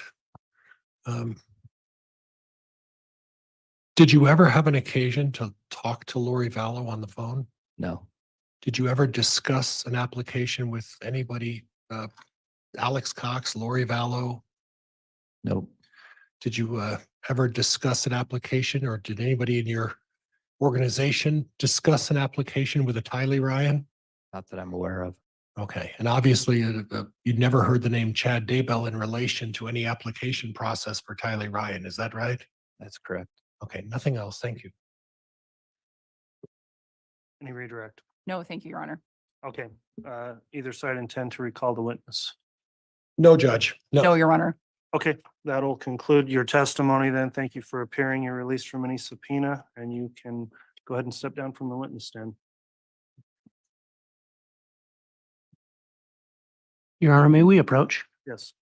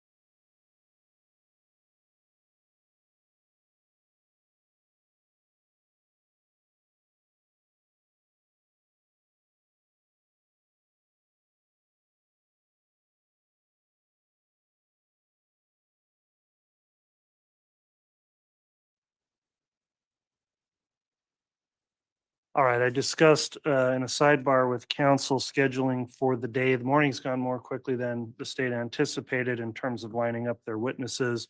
We're going to take the lunch recess at this time. We will take a longer break today in order to allow for appearance of afternoon witnesses. So the lunch recess will begin and we will come back on for additional testimony at 1 o'clock. Does that work with the state Yes, Your Honor. defense? Yes, Your Honor, thank you. Okay, thanks, everyone. We'll be in recess until then. All right, please.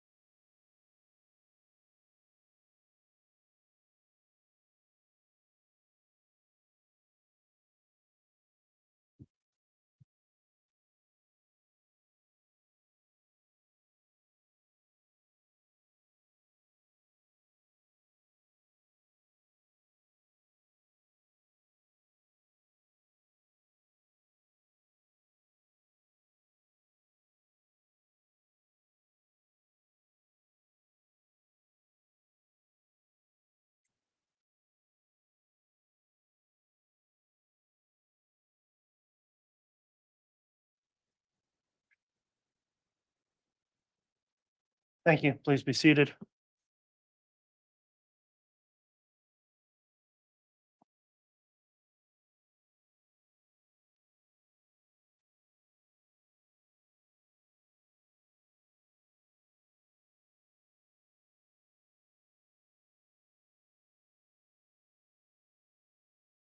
All right, we're at the conclusion of lunch. Here's the state ready to have the jurors brought back.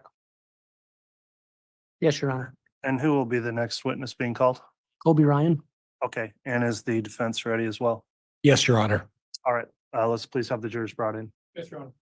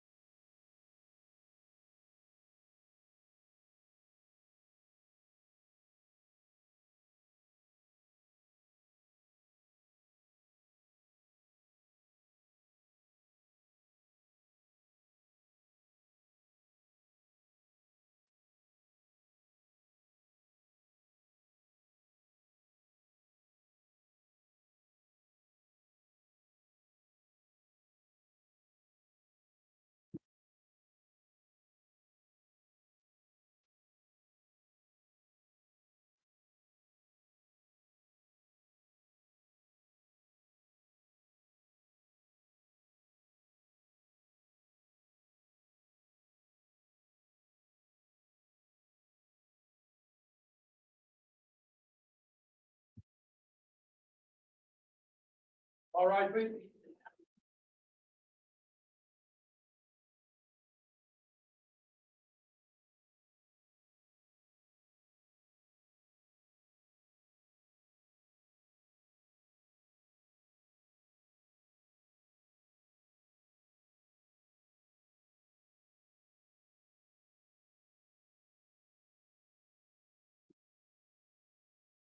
Please all present account for Your Honor. Thank you, Mr. Bailiff. Please be seated.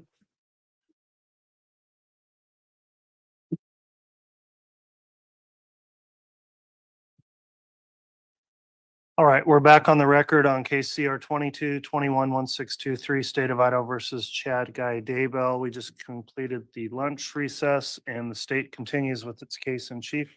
The state may call its next witness. The state calls Colby Ryan.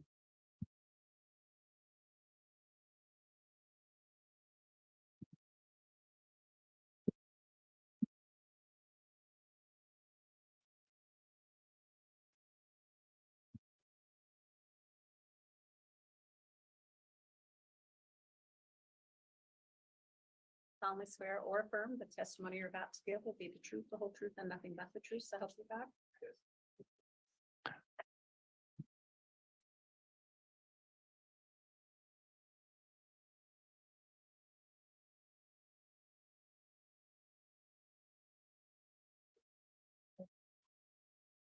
Thank you. All right, now that the witness has been sworn, I'll just inquire, Mr. Ryan, these trial proceedings have been streamed live on the court's YouTube channel and open for public access. Have you reviewed or watched any of this testimony that's taken place? No. Oh, and actually, I was just going to note, Your Honor, Mr. Ryan is not subject to the exclusionary warrant. I appreciate you exclusionary pointing that order. out, Mr. Wood. That's correct. So as a statutorily definite, with the definition here, he would not be subject to that. So disregard my inquiry. Mr. Wood, you can go ahead and proceed. And before I do, Your Honor, may I be handed States Exhibits 6 and 4? Yes.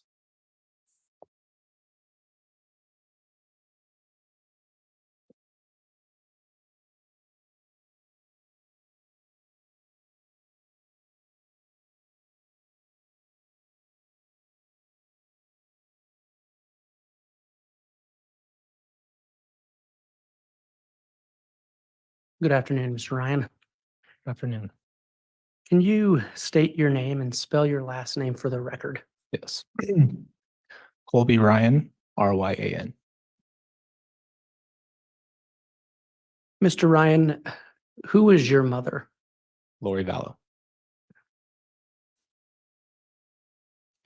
How many siblings do you have? 4. Okay, can you tell us their names? Cole, Zach, Tylee, and JJ. And Cole and Zach, what is your specific relationship or relation to them? They're my stepbrothers, Who was their father? Charles Vallow. Your Honor, may I publish? Yes, that's an admitted exhibit, correct? Yes, this is State's Exhibit 6. Okay, yes, you may.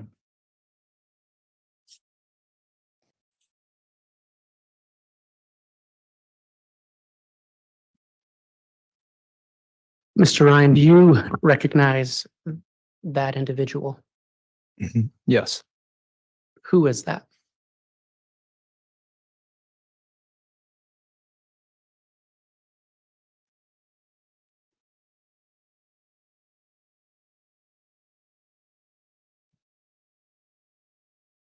That's my sister, Tylee. What is your specific relation to Tylee? She's my half sister on my mom's side. So you share a mother. Mhm.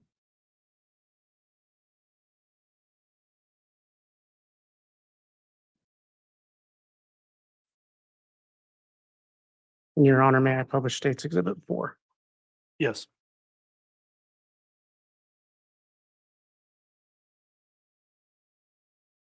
Mr. Ryan, do you recognize that individual? Yes. And if you need a drink of water, I don't know if there's tissues up there. Yeah, I'm good. Who is that? That is my brother, JJ.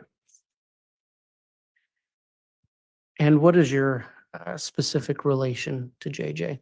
He is my adopted brother.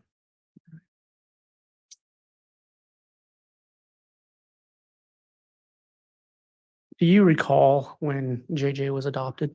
Yes.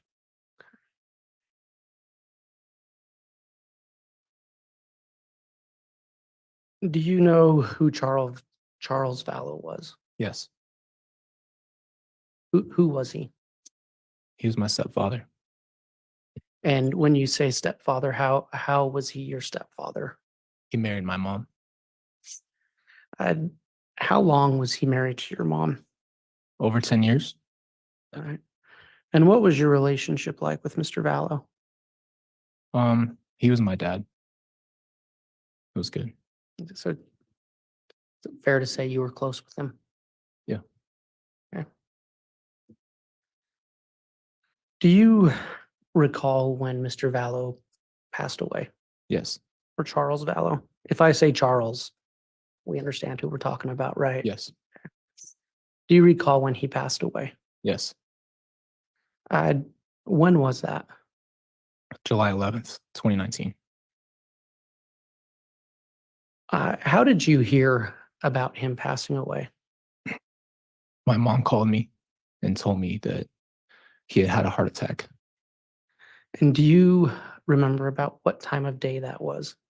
Between like 1 and 3 o'clock, something in the afternoon. On the afternoon? Mhm. Did you have any reason to not believe her that that's how he passed away? No. Did you have any occasion to go over and to your mother's house that day? Yes. And where was that house located? In Gilbert, Arizona. Do you know approximately what time you went over? And I got off at work at 7, so around 7:30, 7:45. What happened? What was the first thing you saw when you got there? Tylee opened the door and hugged me, and she was crying. And then I saw my uncle Alex sitting on the couch with a bandage around his head. And then I saw my mom in the backyard, and that was it. Did you go into the house? Yes. Did you see your brother JJ there? No.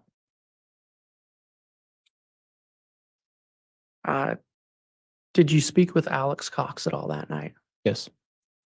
How did that conversation go? What did he say to you? Objection, hearsay. Statement of a co-conspirator, Your Honor. Overruled. Did, tell us about the conversation with Alex Cox. Well, and before we do that, what was your relation to Alex Cox? He was my uncle. And you testified you saw him with something white wrapped around his head. Yes. Did you speak to him at all that night? I asked him what was on his head, and he said that Charles had hit him in the head with a bat and that he had shot him in self-defense. And is that how you learned how your stepdad died? Yes. Did he tell you anything else about that altercation? No. And did you ever have any other occasion to speak to him about that altercation? No. You said you saw your mother that night. And what was her demeanor? Calm. Unrattled. What did you think of that? I thought it was crazy. So I was freaking out, and she seemed to not care. And did you speak to your mother that night about how Charles had actually died? Yes. How did that conversation go? She told me there was a fight and ran through it very quickly. And it was just in shock. I can't remember exactly what she said, but she just basically gave me a very quick version of the story. Did she tell you why she had lied to you earlier? No, Do you remember if you asked her? I don't remember.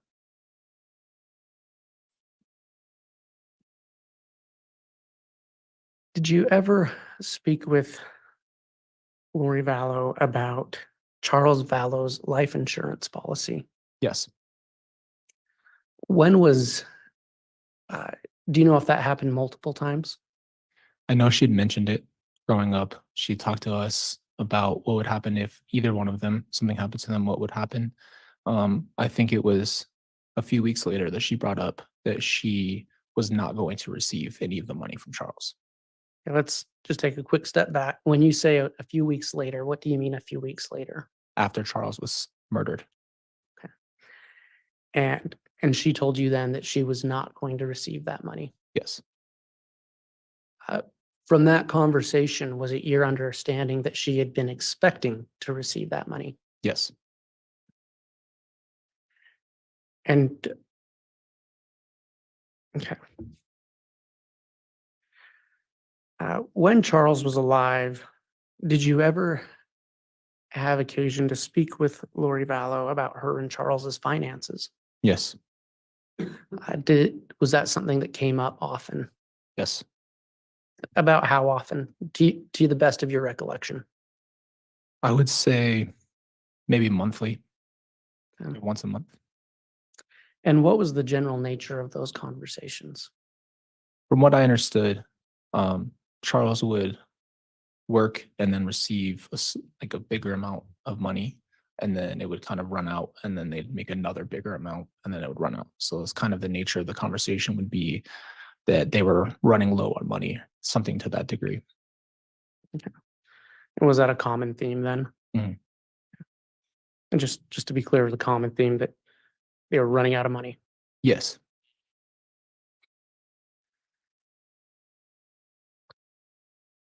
Do you know who Tylee Ryan's father was? Yes. Who was that? Joseph Ryan. And I know that you and Joseph Ryan have the same last name. Yes. Was he your biological father? No. But did you take his last name? Yes. And do you know if Mr. Ryan is alive or deceased? He's deceased. And do you recall when that happened? Summer of 2018, I think. Something around that time. You don't remember the exact date? No. And were you aware if Tylee Ryan received Social Security benefits after Joe Ryan passed away? Yes. How did you learn that? My mom told me that she would be receiving benefits. And do you know if she received that monthly? Yes. Did you ever receive money from Tylee Ryan? Yes. How would that usually happen? Venmo. She would Venmo me. Would you ever ask her for some money? I did, yes. And about how often would that happen? Um, maybe I could recall asking Tylee specifically a couple times. I would mostly ask my mom, and Tylee would be the middleman between those transactions. So I'd ask my mom, and she would tell Tylee to send the money. Uh, Speaking of that, to your knowledge, did Lori Vallow ever send you money by sending it to Tylee, who would then Venmo it to you? Yes. And how did you know that? I would ask my mom, and then she said, "Okay, Tylee will send it over to you."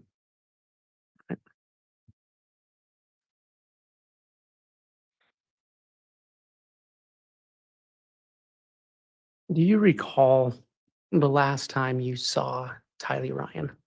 Yes. When was that? It's August 30th. And where was that? It was outside of my work in the parking lot. Is that in Arizona? It was in Mesa, Arizona, outside of a gym. And what was the nature of that visit? My mom was very vague and said that they were leaving.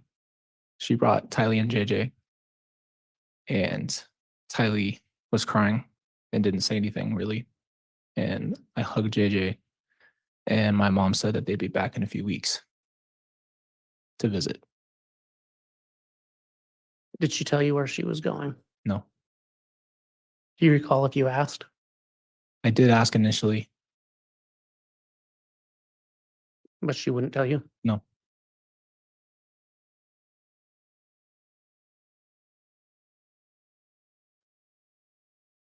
Did you receive or did you exchange text messages with Tylee Ryan on September 8th of 2019? yes, What was the nature of that text exchange? I think I had asked her to send money.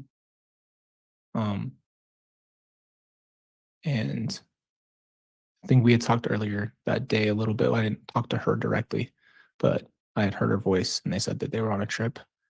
And I think I'd asked her for money. I think that's what it was. Okay. And did she respond? Do you recall? Yes. What did she respond? I don't remember what she said exactly. I remember her last text that she said was just I love you and I love the girls. And you said you heard her voice earlier that day. How did you hear her voice? She was in the background of my conversation with my mom. Right. And did your mom tell you where they were? She said they're at Yellowstone Park.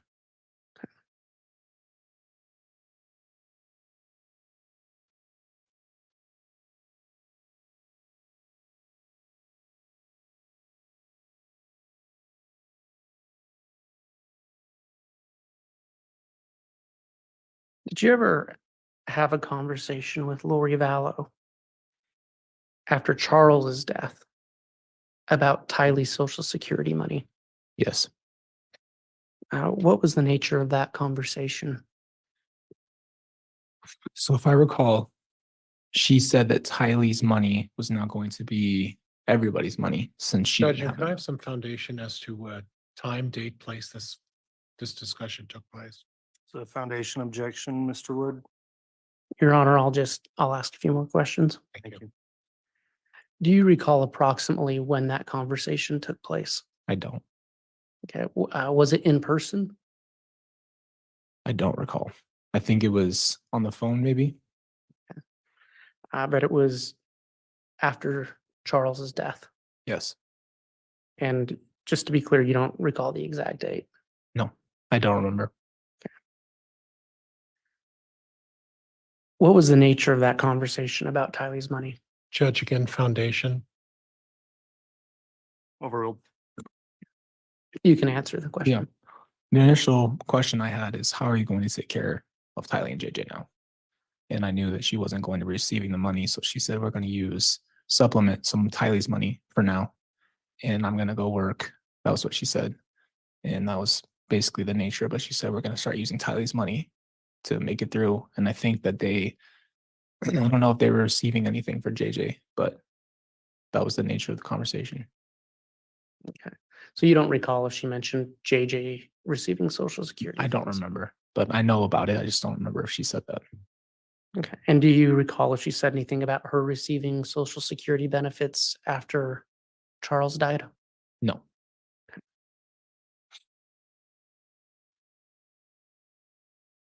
The last time you saw Tylee, was that also the last time you saw JJ? And I think you said that was September or August 30th of 2019. Yes.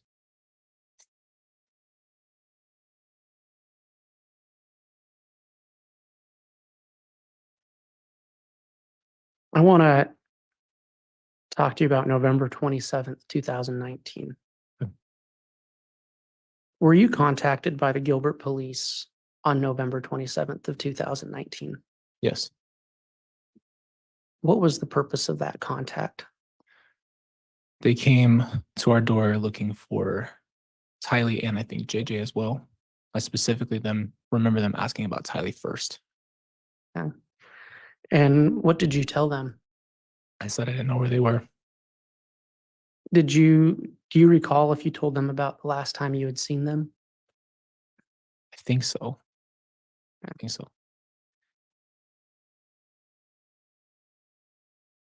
At that time, had you been concerned about Tylee? Yes. Why is that? Our conversations were not normal. The way her dialect and her text, the way she spoke wasn't matching up. And I had texted her for her birthday and just things of that nature. Just wasn't getting calls, wasn't getting any contact in a normal way, and was always avoided. So I thought maybe she was upset with me, but I just didn't want to pressure her because I know she'd been through a lot. And so you mentioned text messages. Was there a change in those messages? Yes. How so? Just little things like if you capitalize the letter I in periods and emojis, just things like that. Things just didn't sound right. And it just felt off when I was receiving those texts. Do you recall the last time you spoke with her on the phone? The last time I directly spoke with Tylee was on the 30th with JJ on FaceTime. So the same day that I saw them. So you FaceTimed with them later that day? Yes. And then you never spoke with her again on the phone?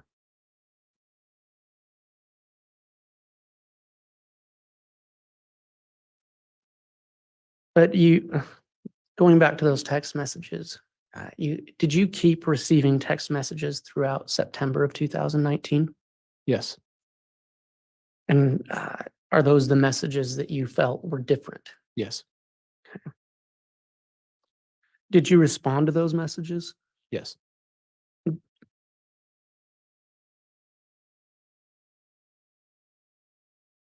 After the beginning of September, did you continue to receive money from Tylee's Venmo? I think so. Do you recall how often?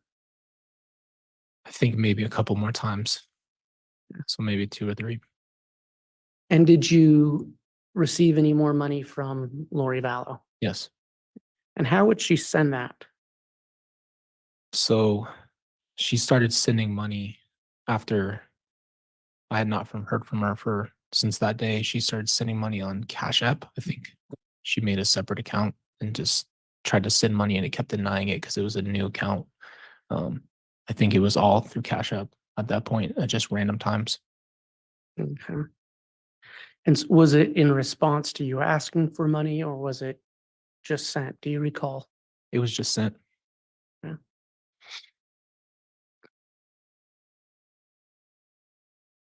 After Charles Vallow died, did you ever speak with your mom about her getting married again? Yes, And do you remember when that conversation was? maybe a few weeks After he passed away? after he was gone. Yes, What did she tell you about that? it wasn't really a conversation. She just said a one-off thing like, "I'll be married again soon," and I disregarded her and told her that I think that's crazy, or maybe she's talking about in the next life. It wasn't a real conversation. It was just a comment she made, and I completely dismissed what she said. So she didn't give you any details about who she was marrying, No, when she was getting married, no, other than soon? just soon. Yeah. Did your mom ever mention the name Chad Daybell to you? I don't think so. No, I know she was becoming spiritual, if you want to call it that, for a long time, but she doesn't. I only knew Melanie. I didn't know anybody else that she was spending a ton of time with in a And when you say Melanie, which Melanie? are you- Melanie Gibb. Okay. Yes. Did you contact your mother after November 27th when you were contacted by the Gilbert police? I immediately contacted her after they left. And what did you say to her? I asked her what is going on. Why are the cops asking me where Tylee and JJ are? And she said, I think she asked me, like, what did they ask? And I said, they asked for Tylee and JJ. And I said, what's going on? And she just proceeded to say, I'll take care of it. Don't worry about anything. And then she's like, that's it. Like, I got it. At that point, did you know where your mother was? No. So she had never told you where she was. No, we speculated based off of the Yellowstone thing, but I didn't have an idea where she actually was. And so you didn't know she was in Rexburg, Idaho? No. And she never told you that? No. Did you try to contact your mother on Thanksgiving? Yes. Did she respond to you? No.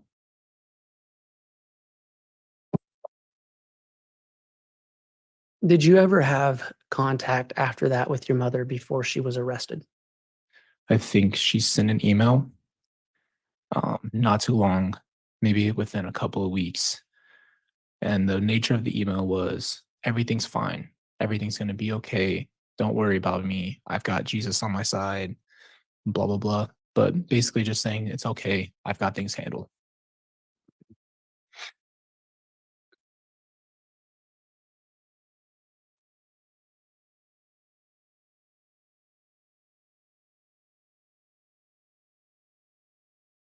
Your Honor, I have no further questions at this time. All right, thank you, Mr. Wood. Cross-examination, Mr. Pryor.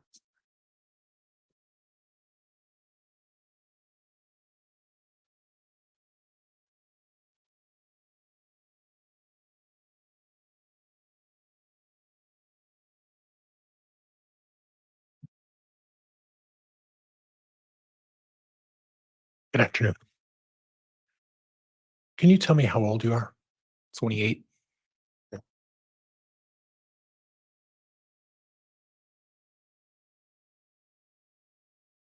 You mentioned a number of times that you were receiving money from Tylee and Lori. Is that right? Mhm. And 2018, 2019. Yes. Sound about right? Yeah. 4, 5, 6 years ago. Yeah. Financially, is there a reason why they were sending you money? We were just a young family and I just needed help and I was asking my mom for help. You were a young family with children of your own? Yes. Okay, and just difficulty supporting yourself. Yeah. So your sister Tylee was helping out, Sometimes, yeah. and that was consistent with her character, wasn't it? Absolutely. Very caring person, Very. very kind person. Yep. She was in many ways more of a mother figure to JJ than Lori was. Would you agree with that? I think she was his big sister. Right. Very caring of JJ, very, very protective of JJ. Would you agree with that? She loved him. Yeah. And she understood him better than almost anybody, correct? Sure. He had tremendous challenges as a young autistic, 7-year-old autistic child, right? Mhm. And of all your siblings, you would probably say that Tylee was probably the kindest, the gentlest, and the most understanding of JJ. Would that be fair? Sure.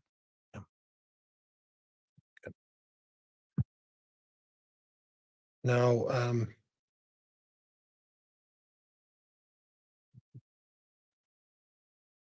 you mentioned that Lori called you to let you know that Charles had died. Yes. She didn't tell you that Alex gunned her down in the house, right? No. She lied to you, Yes. said it was a heart attack. Yes. So you're Lori's son, natural son, right? Yes. So Lori Vallow lied to her son the first time, saying that Charles died of a heart attack, correct? Yeah, there's a lot of lying in a lot of places. And Lori lied a lot to you, right? Other people too. Where, yeah. But Lori lied a lot to you. Yeah. And then, yeah. And then you mentioned the name Melanie Gibb. Mhm. Was Melanie Gibb in on this lying to you as well about covering things up? I didn't speak to Melanie Gibb. Okay. But Lori and Melanie were the best of friends, right? You could say that. Yeah. And Lori met Melanie because Melanie was teaching classes about religion and about various religious topics, and Lori gained an interest in that, and that's how that friendship started, correct?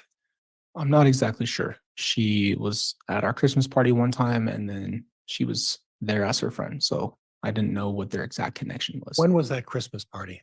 2018. Okay. And the two of them were together, and it was abundantly clear that the two of them were very, very close friends, right? Sure. Okay. At the time that your mother notified you, you were at work, is that right? Yes. So did you get that message while you were actually working, or was it over a break, or how did that transpire? So I was in the middle of my workday and she called me and then I went over there after work And where were you working at that time? at Anytime Fitness. Okay. And so you took a break. Do you need to take a break? No, you're good. Okay. You took a break, and your mother called you or texted you and said there was a heart attack. Yes. No mention of self-defense. No. No mention that Alex shot Charles in self-defense, right? No. She was clearly lying to her son, right? Hmm. Now, the fight that occurred between Charles and Alex, Tylee was there, and she was implicated in that, correct? Yes. And she was present for that fight and that entire altercation, from what you understand, correct? Objection, states facts not in evidence. Overruled. Correct? From what I understand, yes. Okay. Now, you mentioned that your father isn't Joseph Ryan, correct? No. But are you aware that your mother in 2018 received a sizable life insurance policy from Joseph Ryan? I am now, yes. You are now, like right now? I mean, I heard that later on. Yes. Oh, okay. Yeah. So you're aware that financially, Lori Vallow had a significant amount of money as of middle or late of 2018, correct? Yes. Okay. During this time that there was discussion with Charles about financing, was it Charles Vallow who was the primary financer of the family's expenses? Yes. Your mother chose not to work. She worked, I think, in the beginning, and then I think he just took over. I'm not sure. I was a child. Okay, so when there was financial issues, it was your mother putting this all on Charles to provide for the family. Is that fair? Yeah. Okay.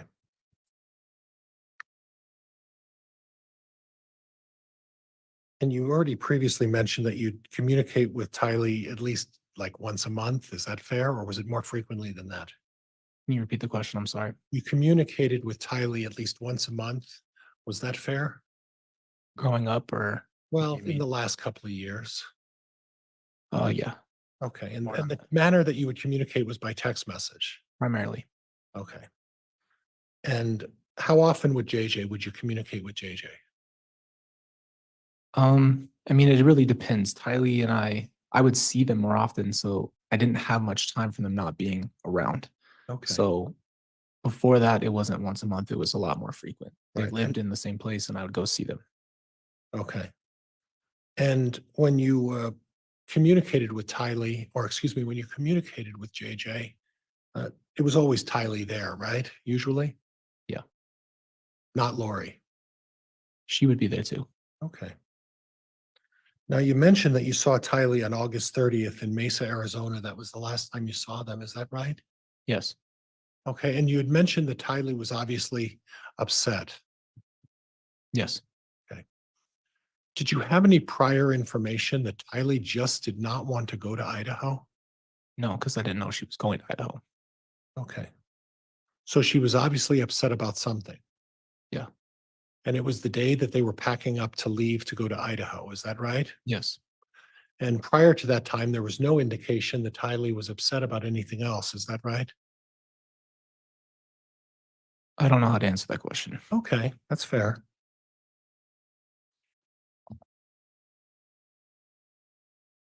Do you remember that? And from August 30th, you then had a FaceTime call with both Tylee and JJ later that afternoon, later that evening. Mhm. Do you know about what time that was?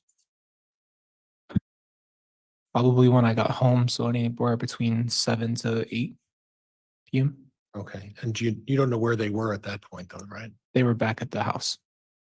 In Gilbert? Yes. Okay. They hadn't left, but they were preparing to leave. They were leaving in the morning, from what I Was- understood. Was Tylee still upset about the fact that she was leaving for Idaho? Not on the phone call, no. Okay.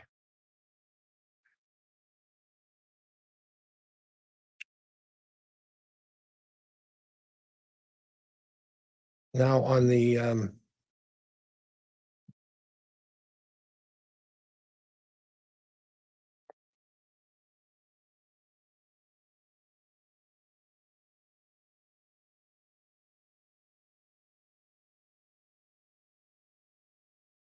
back in late November, you had then had an occasion to talk with your mother, is that right? After the Gilbert police spoke with you? Yes. And again, your mother lied to you again.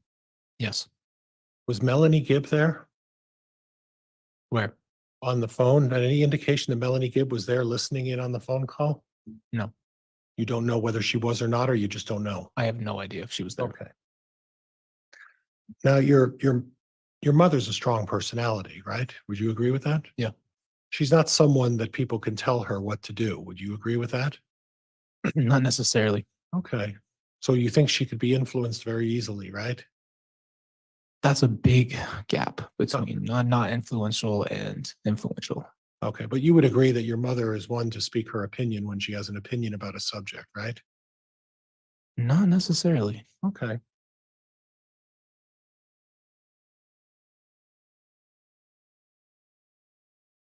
Did you have an occasion to ever interact or observe the way your mother talks to her friends, let's say Melanie Gibb, how she interacts with someone like Melanie Gibb?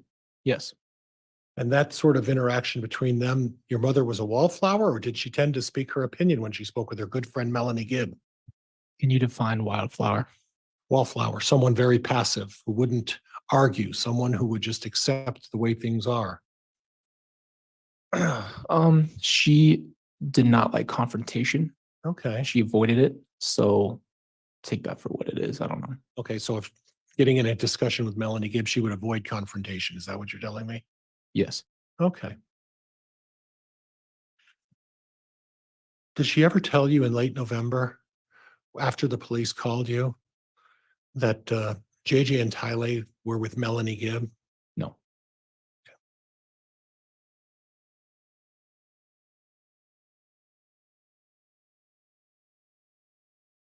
Judge, I think that's all I have. Thank you, Your Honor. All right, thank you, Mr. Pryor. Can we redirect? Just briefly. Go ahead.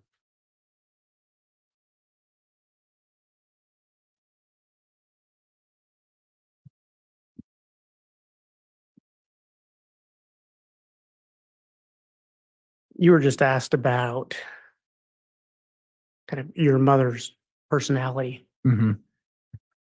um, whether she was a wallflower.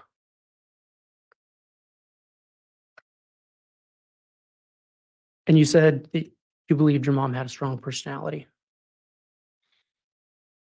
But that Judge, she, I'm going to object. I don't recall that testimony. Overruled.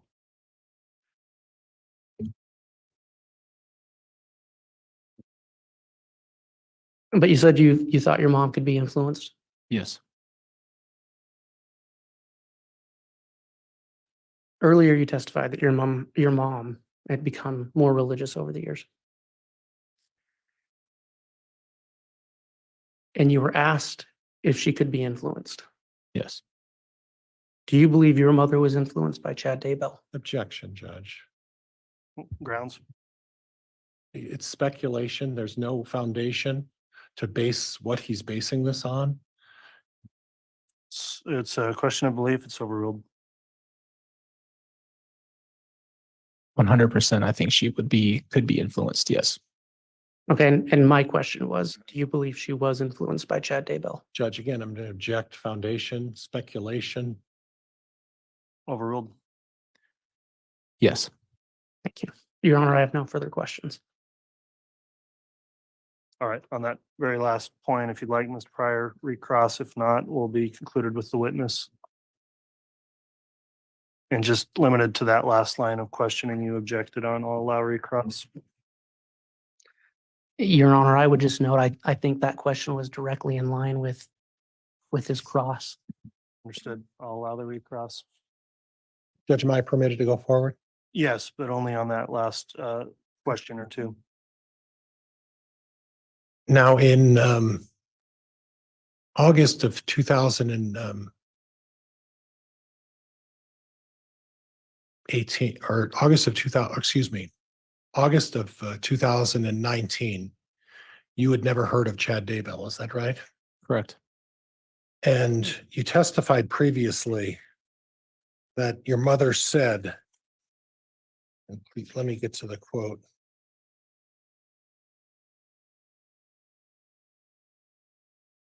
And it was a few weeks after Charles passed away, and Charles passed away in July of 2019, right? You said, I will be married again soon, but she didn't specify who she was talking about, right? Correct. And at that point in July of 2019, you didn't know very much about Chad Daybell either, did you? No. Had never even heard the name, right? No. And then in August, almost September of 2019, correct? Yeah. You had never heard of Chad Daybell. You didn't even know where or why they were going to Idaho, did you? No. And then we fast forward to November, 2 months later, within 60 days, you have a conversation with your mother about where's JJ, correct? And at that point, you'd never heard or mentioned the name Chad Daybell, is that right? Correct. And then subsequent to that, you mentioned the fact that your mother, there was a call and a communication where your mother had been locked up. And at that point, you had a confrontation call with her. And at that point, you never heard about Chad Daybell, correct? No, in December of 2019, there was a release, and that's how we found out that she was married Okay, and that the kids were missing, and that's how we found out. okay. So after December of 2019, after everything started processing, that's when you drew this conclusion that Chad Daybell must be influencing her. It wasn't anything up until December of 2019. Is that fair? I mean, they ran away together. Well, So I understand that, but Yeah. prior to December of 2019, to your knowledge, Chad Daybell wasn't even in the picture. Is that right? correct. Yeah, I have nothing else, Judge. Thank you.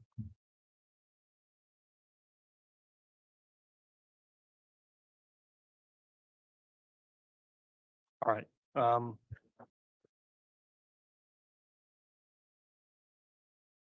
All right, that'll conclude the testimony then of this witness.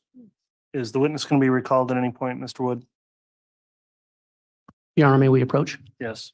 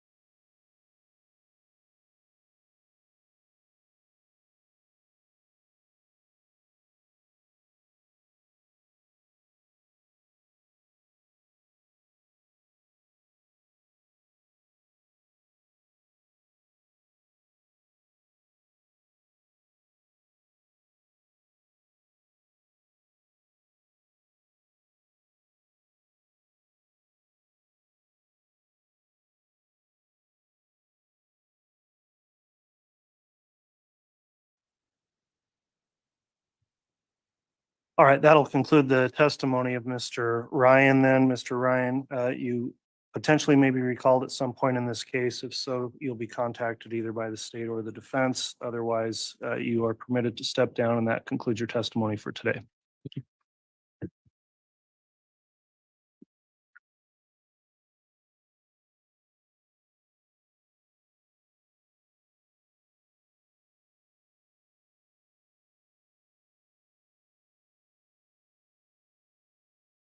Any further witness to call this afternoon? Well, I should say we've still got time. So who will the state be calling next, assuming we've got one?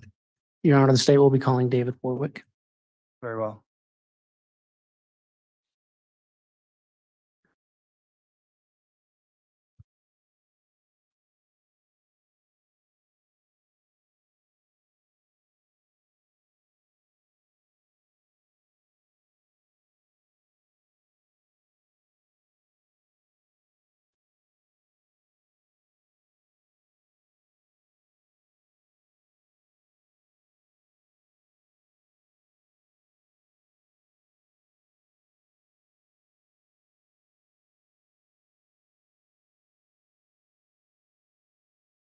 I swear or affirm the testimony you're about to give will be the truth, the whole truth, and nothing but the truth, so help you God.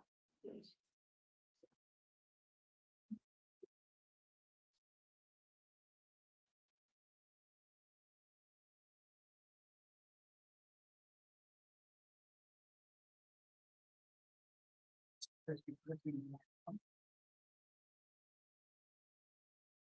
All right, now that the witness has been sworn, let me just inquire, Mr. Warwick, have you viewed or listened in on any of the testimony that's taken place in this trial since it started?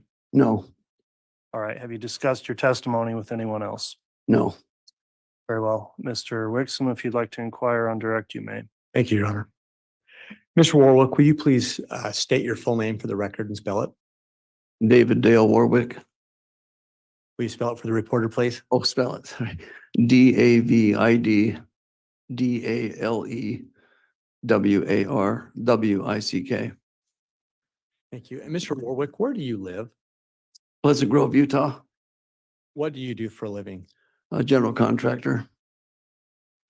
I'm going to ask you some questions, drawing your attention back to roughly 5 years ago. Are you familiar with the name Chad Daybell?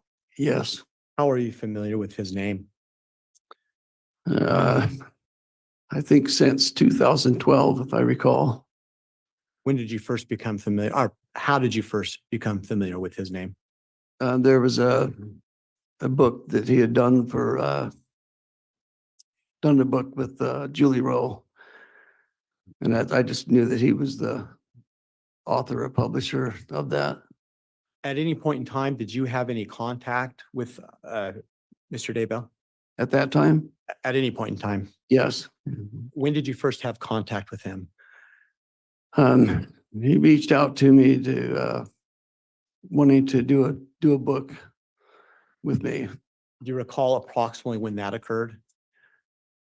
2015 is what I'm thinking that was. How did he reach out to you? He's communicated. He's called me, he's texted me and emailed me, and I just can't remember which one was first. Had you ever initiated any of that contact? No, What was your reaction to his request that you write a book? I just said I needed to think about it, and because of the content, I needed approval from above. So did you decide ultimately to write a book for him? No, After that initial contact, however it came, did he continue to reach out to you to request this? yes, How often did he reach out to you? probably 3 or 4 times over a year. How did he do that? Text and email mainly. I think we only had 1 phone call. What was your reaction to those continued requests? I just said no. At any point in time, did you ever have any personal contact with Mr. Daybell? Yes. When do you recall that first happening? The first time was at a meeting in Rigby, Idaho. And tell the jury about this meeting. What was the meeting? Um,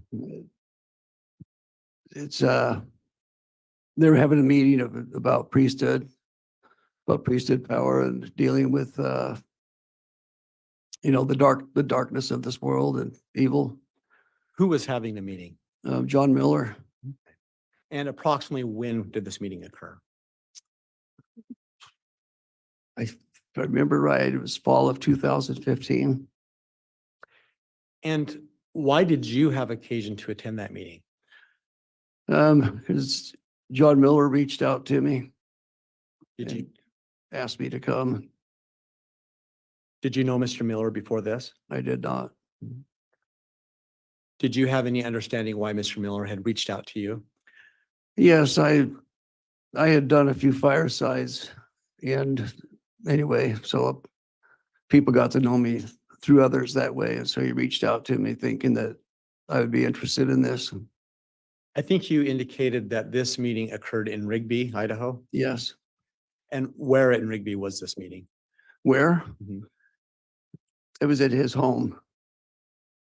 Do you recall who all was in attendance at the meeting? Not everybody. Most of the people I didn't know. Who do you recall and was at the meeting? John Miller, Larry Hilton, Tom Harrison, Bob Walker, Hector Sosa. Now, some of these guys I met because we carpooled up. So that's why I remember their names. And the others that were there, that's where I met Chad. When you were at this meeting, did you have any occasion to have a conversation with Chad? Yes. Can you explain to the jury what was the conversation about and how did that come to be? He just came up and said that he was going to go to his house and he wanted me to come over. He said Julie Rowe and a few of her associates were coming, and they actually showed up at this meeting too. And anyway, I said, "No, I'm not here. I'm here for this meeting." And I didn't want to go. I wanted to stay because I was asked to be at this meeting by the host. So What was Chad specifically asking of you? he just asked me to come with him. And did you eventually do that? Yeah, he went and talked to John Miller, and they were having a lunch break. And John said, "Yeah, go ahead and go. It'll be okay. Just, we can just resume when you get back." At that point, did you want to go? No, I didn't, but there was some curiosity to what's going on. So, but I just went out of respect. And where did you go? We went to Chad's home Where was his home located? in Rexburg. What did you do at his home? We walked around his property, and this is the first time I had met Julie Rowe also. And basically she was helped telling him how the property was to be laid out and organized for tents to be set up and a building to be built for preparations. Why did Julie Roll explain this information? What was her basis of understanding? My understanding is she had a vision, or she was having visions. I wasn't informed on the details of what was going on. It was more of a meet and get acquainted. Did you recall meeting anybody else at that meeting besides Ms. Rowe?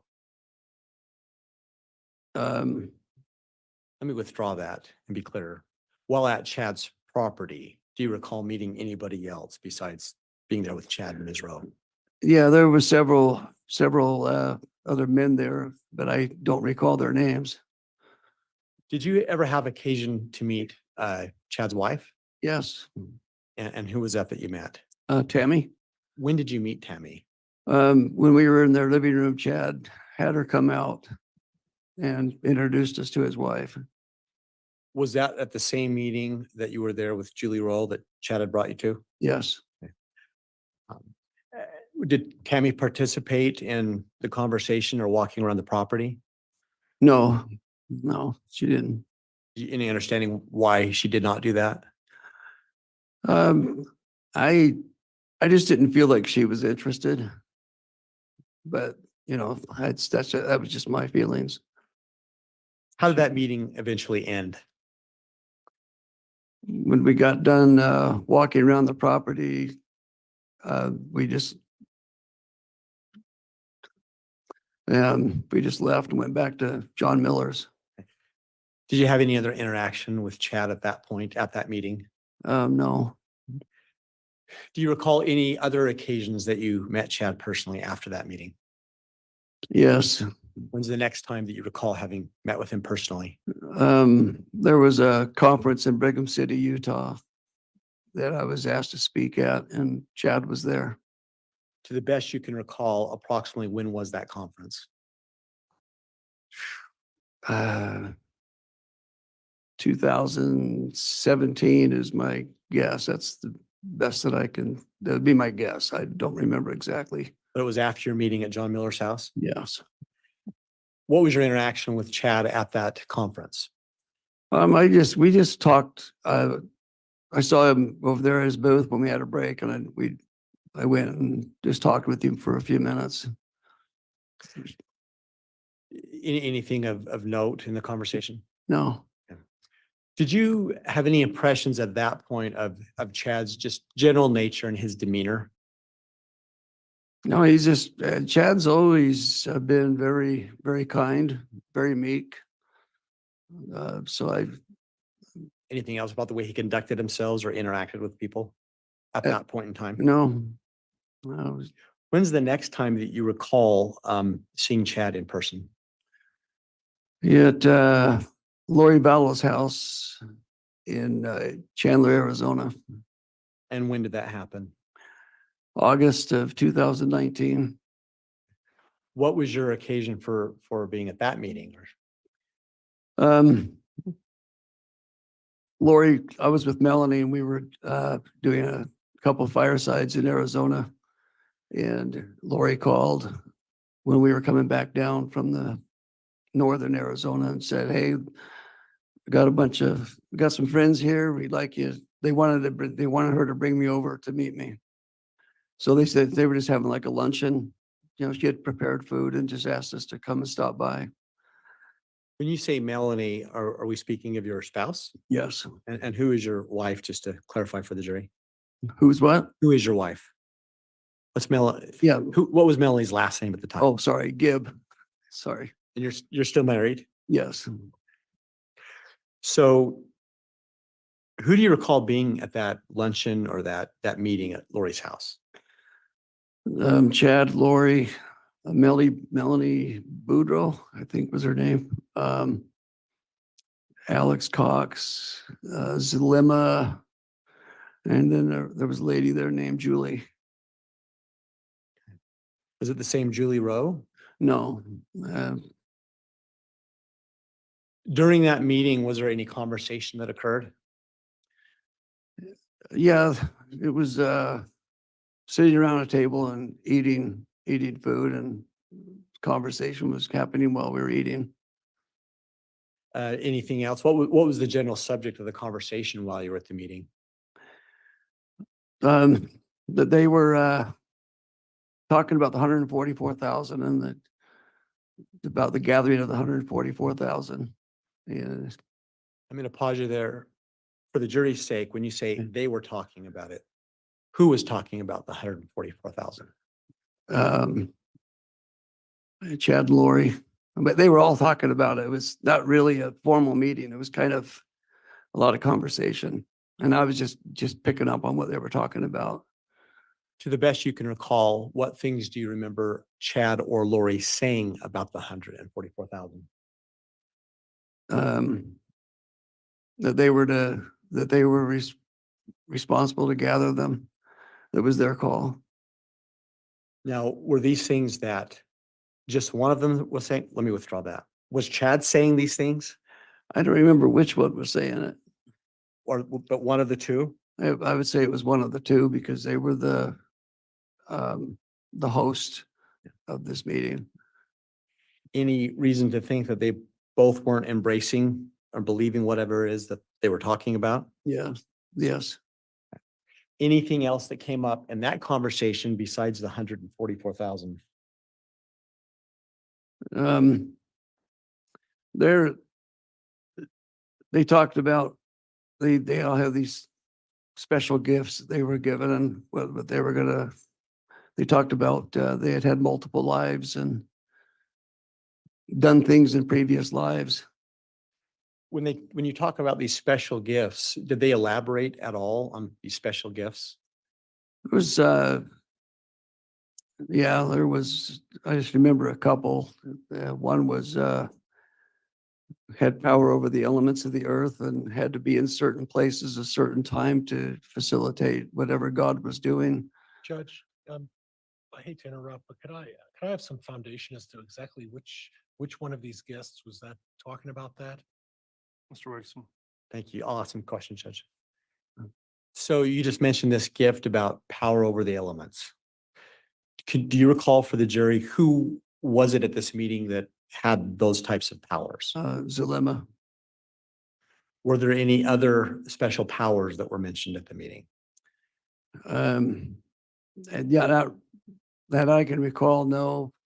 That there, I remember Alex was, he either knew or he was told that he was the angel that came to stop Laman and Lemuel when Nephi was being smitten. Is that an LDS reference? Yes. What did Alex think about that or say about that particular belief? He felt good because he was doing something good. He felt good that he was a good guy.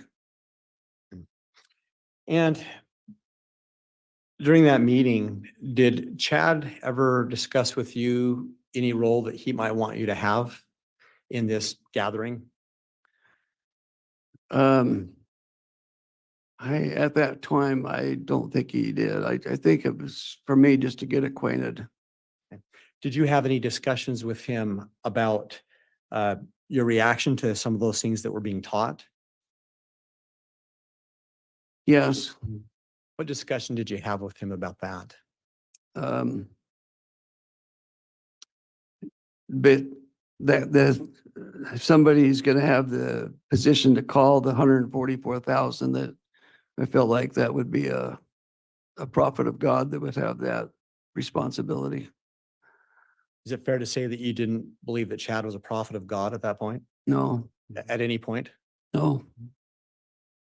So did you tend to agree with some of those teachings that Chad was engaging in that day? Judge, I'm going to object to the characterization. I can respond. Oh, it's overruled. Go ahead. Did you have any disagreement? I'm sorry, let me withdraw that. You can ask the question if you remember what it was. I'm sorry. What I'll re-ask it. Did you agree or disagree generally with the things that Chad and others were teaching at that meeting? I disagreed. Do you remember specifically, besides the issue of a prophet, anything else that you disagreed with? Yeah, they did. They talked about Satan having power to push people out of their bodies and taking possession of them. And then the person's spirit would be stuck in limbo. They couldn't go forward because the body was still alive. Did you discuss that teaching with Chad at all? Yeah, I just said Satan was never allowed that power because that's something he wanted to do from the beginning. And God put a boundary there so he could not do that. So you didn't believe these things, is that No. fair? Okay. During that meeting, did you notice anything about the way Chad and Lori interacted with one another? They seemed really close. I mean, they were, they were really friendly with one another. When you said really close and friendly, could you describe that more for the jury? Well, I just noticed when Lori brought the food to the table, she kind of leaned on him as she put his plate down. What did that indicate to you? affection. For speculation. Judge, Sustained. did you notice anything else about their behavior that indicated to you anything about their relationship? No, Had you ever met Lori before that meeting? no, And was there another time that you interacted with Mr. Daybell? yes. When do you recall that occurring? It was September of 2019. And what was that occasion?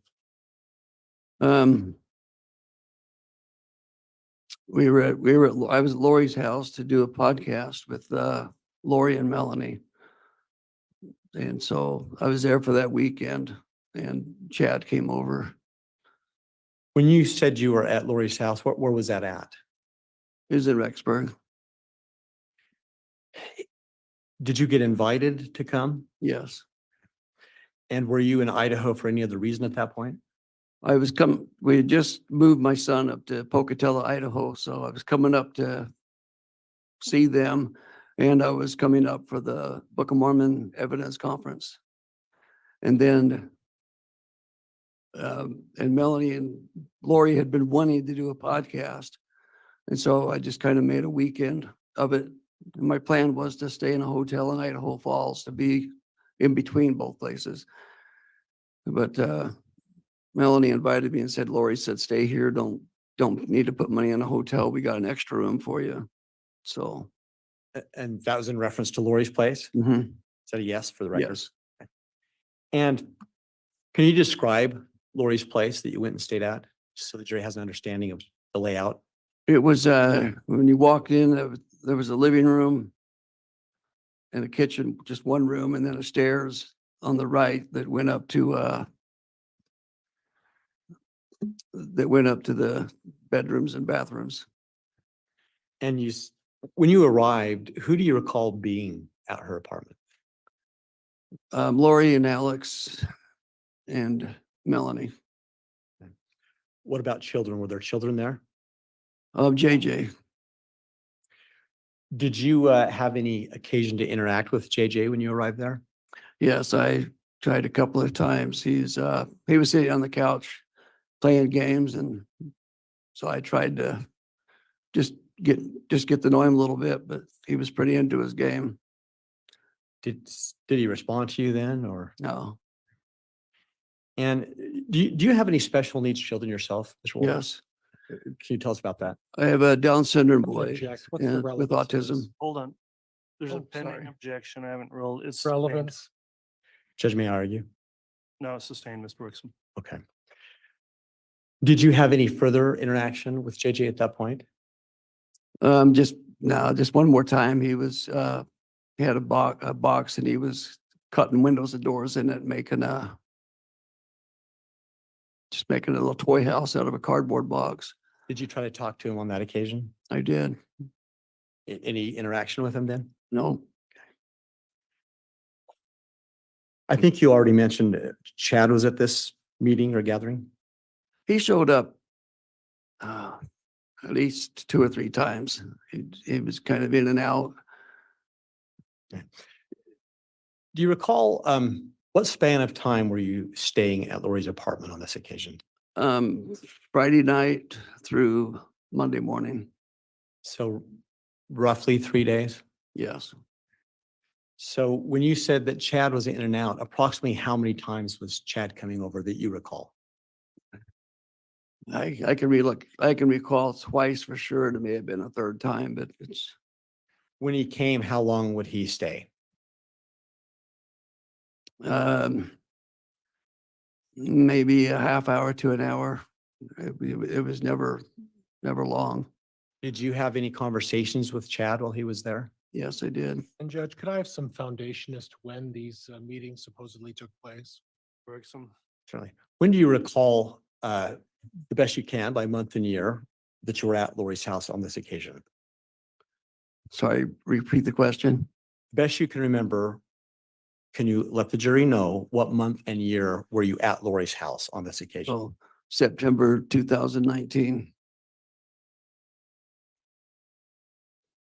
And so back to the question about Chad. What do you remember talking to Chad about when he first? Judge, again, I'm going to renew my foundation. We don't know which day of the week we're talking about since this was a 4-day weekend. Well, I think that's more appropriate for Cross, so Okay. it is vague, but Mr. Wixom, you can continue. Thank you. When's the first time? Continue. Thank you. When's the first time over the course of the weekend that you can remember that Chad came over? Do you remember what day of that weekend it was? It was the weekend, September 20 to 23, or 19 to 23, or 19 to 22, I mean. Whatever that weekend was, I just remember it was I remember the 23rd, so, This has been 5 years ago. yeah. Do you remember, you said earlier that you were there from a Friday to roughly Monday morning. Yeah. Do you remember which day of that weekend that you first recalled Chad coming over?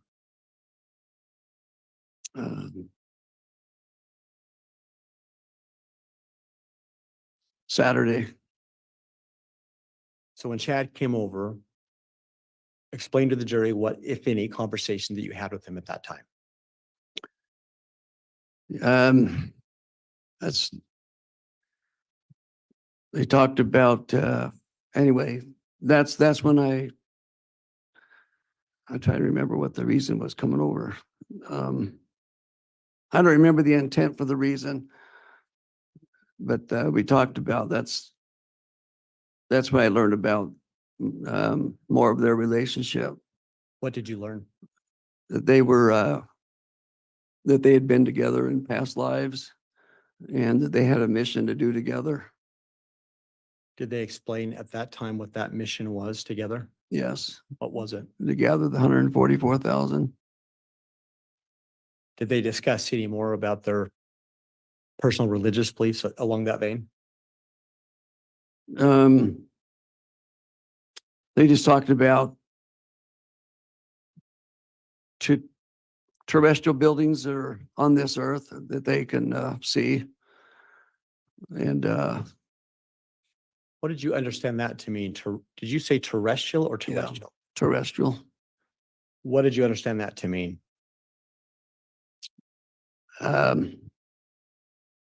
Just what it says. Did they explain what they thought that meant? They just said, we want you to come over and we'll show it to you. So, I mean, anyway, Come over where? it was at some park next to a church. So did you leave the apartment and go with them?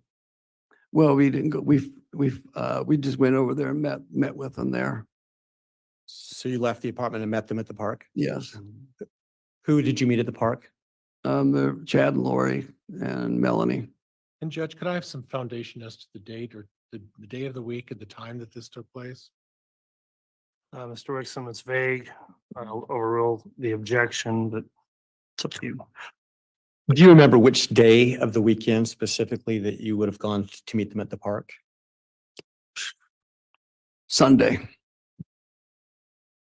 When you got to the park, what happened? We just walked around the park and they described the building.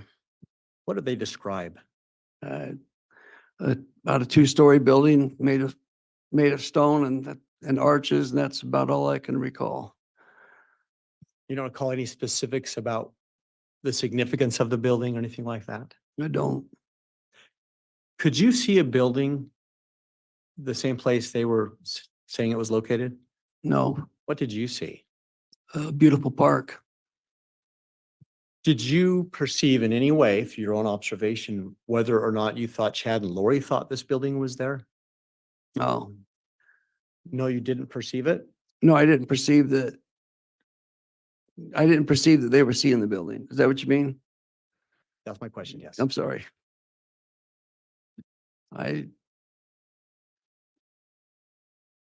Honestly, Judge, non-responsive. sorry. Sustained. Sir, could you tell if Chad and Lori thought the building was there? They talked like they did, but I didn't feel any truth in it. Did they give you any reason why they were telling you about this or trying to show you this building?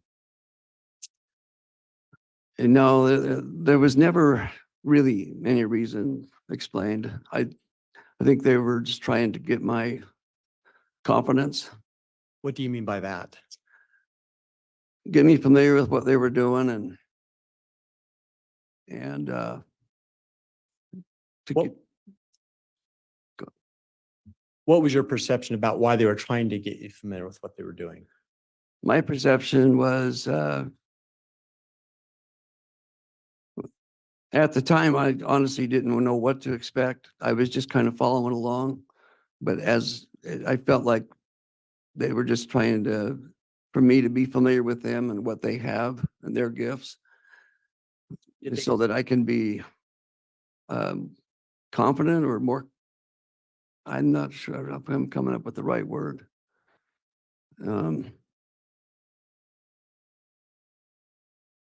More of an assurance that what they are doing is true.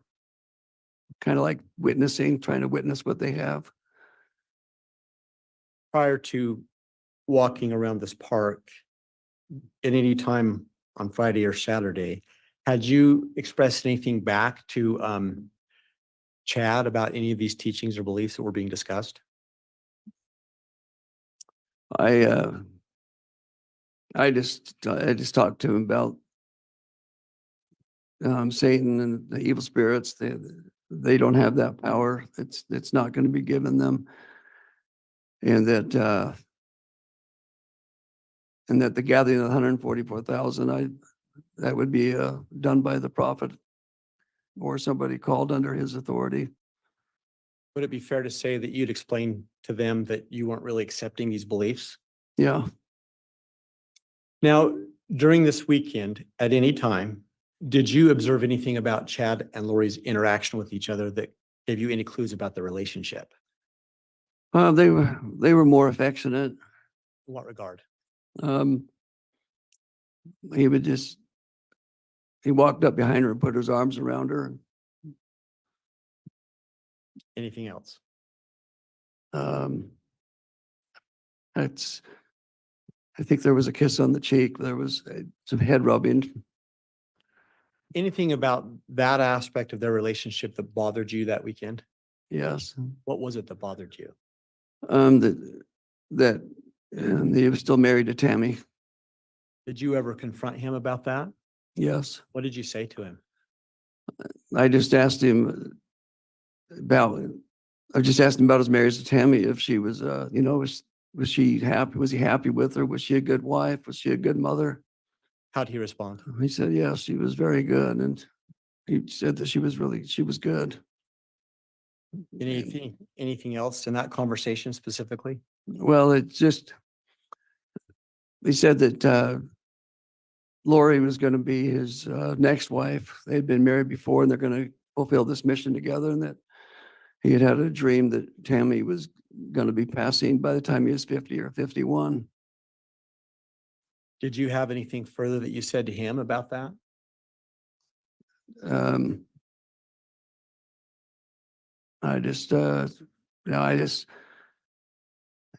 Not that I can recall. I know we talked more, but I can't recall I just felt uncomfortable that you'd have a call like that and you're still married. Now, when you say a call like that, can you explain to the jury what you mean by a call like that? The call that he was called to gather the 144,000. So did you have any interactions with Chad that you can recall on Sunday of that weekend? I'm sorry, I'll withdraw that. After you got back from the park, did you have any further interaction with Chad that weekend? Yes. What was that interaction? He said that there was 80 acres for sale over there by his place. And I have an associate that wanted to do a development in Rexburg. And so he told me about this 80 acres that would be a good place to do it. And I just told him, I said, well, I don't have time. It's Sunday. I don't do business on Sunday, but I said, I'll go ahead and drive by it and just see if I get any vibes. And then talk to this associate of mine down in Utah about it, What did you mean by see if you get any vibes? What did that mean? just to see if it felt like a good place to do a development. As a builder, does this happen with you sometimes? Do people come? Yes. And then how did that interaction end when you went over and looked at the property? Yeah, we went over there to we followed Alex over. He took us to where it was, and we just got out and we were just looking at the property and getting ready to leave. And then Chad and a guy that he was serving with in church, a realtor named Ron, they showed up. Any more conversation with Chad while you were there at the property? Nah, he just wanted Ron to meet me, and then Ron wanted to go over the deal, and I just said, just send me emails on it. I don't want to talk about it today. When you were done looking at his property, did you eventually go back to Lori's apartment? Yes. Did you have more conversation with Chad then at the apartment? Not that I can recall. At any point over this weekend, did Chad ever suggest that you would have any role in this 144,000 gathering? Yes. When did that occur? Remember what day?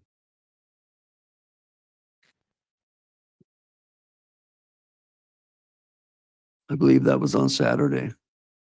And what was that conversation? That I was to assist him in gathering the 144,000. And that's actually when I said, well, that would be a call that would come from a prophet. And two, I knew that my life, even if that call existed, my life is not in order to be able to do it, to be able to do something like that. Mr. Wixom, I'm going to suggest we take our mid-afternoon break at this time, just give them time. Certainly. So we'll go ahead and try to come back on around 10 till if possible, to give the jurors enough time to take a break, and we'll come back on for remaining testimony. Certainly, Your Honor. Thanks. All right, please.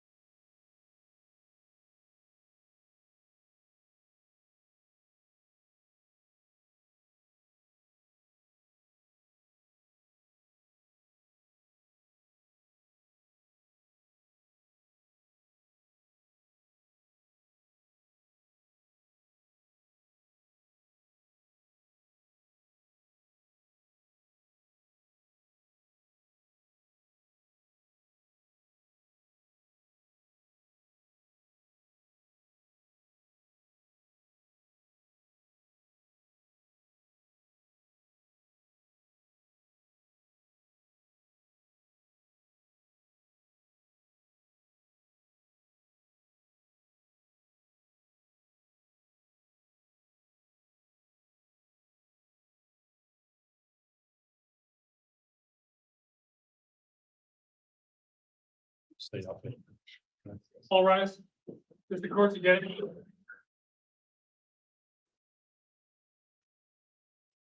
Thank you. Please be seated.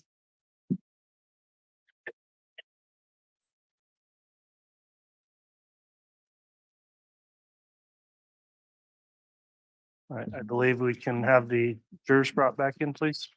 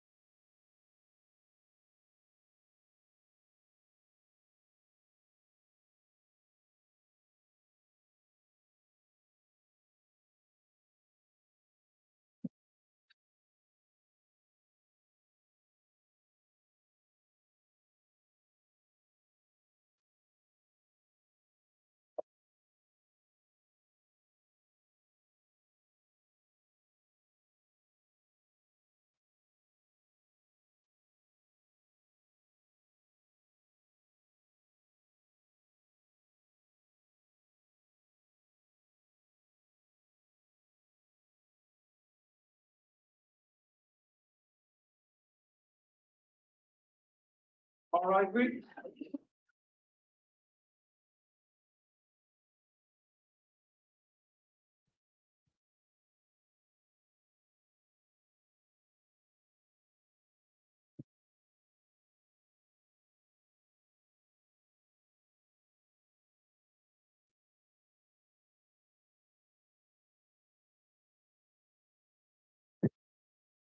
Here's all for the account for your honor. Thank you, Mr. Bailiff. Please be seated.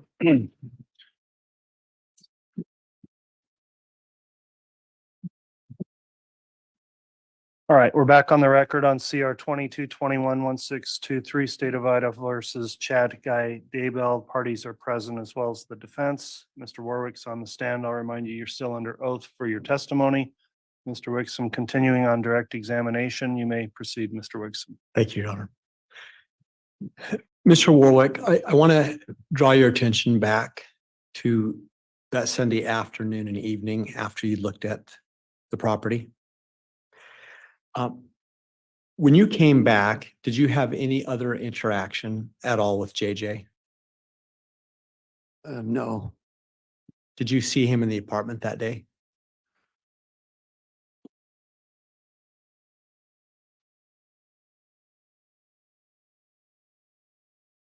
I believe he was there Sunday afternoon when we came back. Thinking back to the last time that you saw JJ, when was it that day? What time of day was it? It was probably about 10:30 at night. And what do you recall seeing him doing when you last saw him? Alex came in the front door and he had JJ in his arms and he carried him upstairs and put him to bed. And JJ, was asleep. So Now, at some point in that evening, did you do a podcast? yeah, we did that Sunday night. About what time of night, best you can recall? And we started seemed like about 7:30 and we were just finishing it up when Alex brought JJ home. And who all was at the podcast and participating? Melanie and Lori and myself. Was Chad there at that time? No, And where in the apartment did you do the podcast? in Lori's kitchen. So was the podcast happening before you saw Alex bring JJ in and take him upstairs? Yes,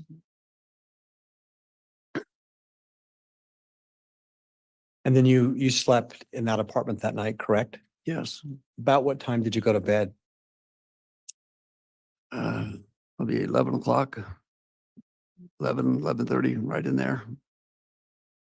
To the best that you understood, who else was at the apartment that night? Lori and Melanie, JJ and myself. I don't think I asked this before, but at any point during the weekend, did you ever see Tylee at the apartment? No, Ever see her around anywhere? no,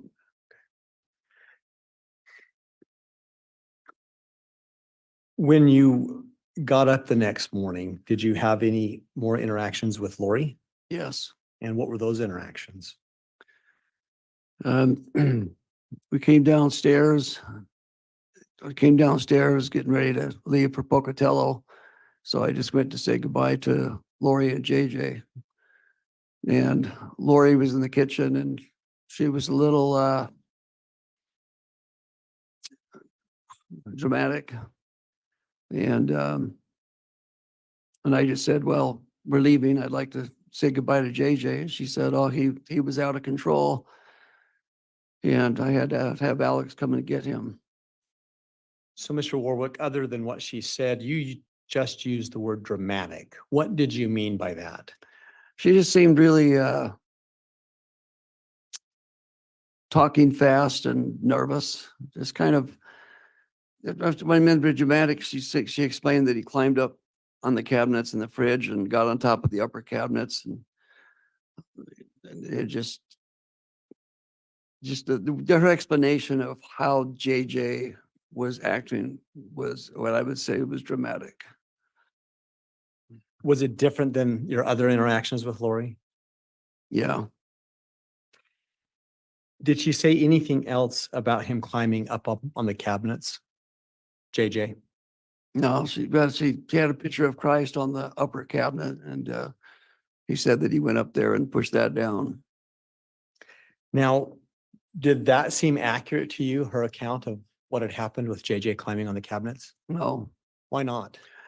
because I didn't see any broken parts on the cabinet. I didn't see any scuffs on the fridge, and the crown on the top. If he would have got up there, that crown would have just pulled off. Is cabinet crowning something you're familiar with as a builder? Yes. Did you get a close observation of the crown on the cabinet then? Yeah. Did you say anything about this to Lori? No, I just said, well, I'd like, she said that he was having a possession attack. And so I said, well, I'd really like to see him. And she said, no, Alex has got him and he's taking care of him. When she said he's having a possession attack, did she say anything else about that aspect of it? No, just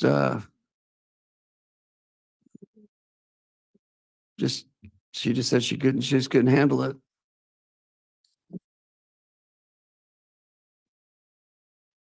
Your Honor, can I have just one moment, please? Yes. Thank you.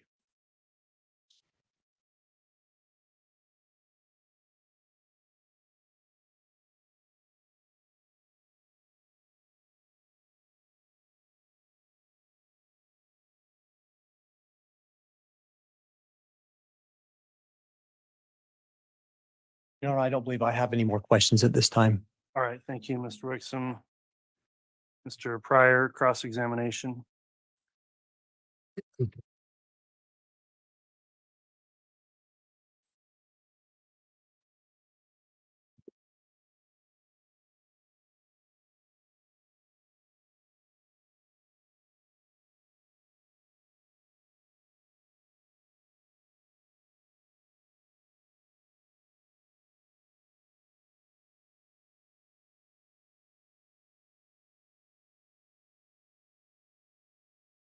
Good afternoon.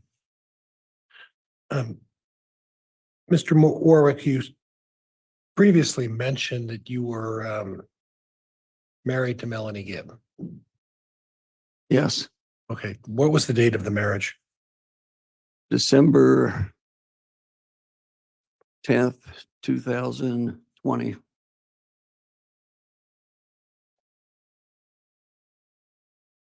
Close and around the time of all of these occurrences, would that be fair? Yes. Well, a year later, I guess. Okay. And when did you first meet Miss Gibb? Um,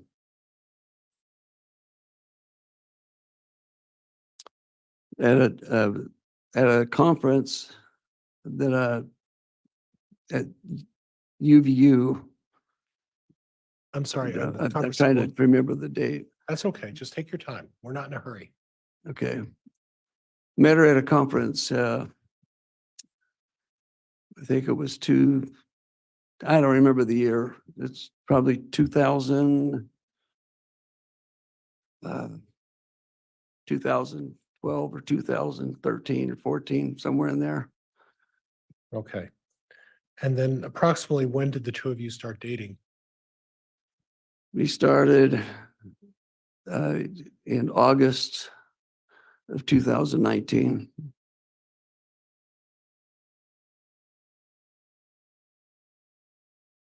Now, at the time, you had mentioned that it sort of offended you that Mr. Daybell was married and was seeing someone even though he was still legally married, right? Well, in relation to the things that they were, like the beliefs that they were, didn't match up.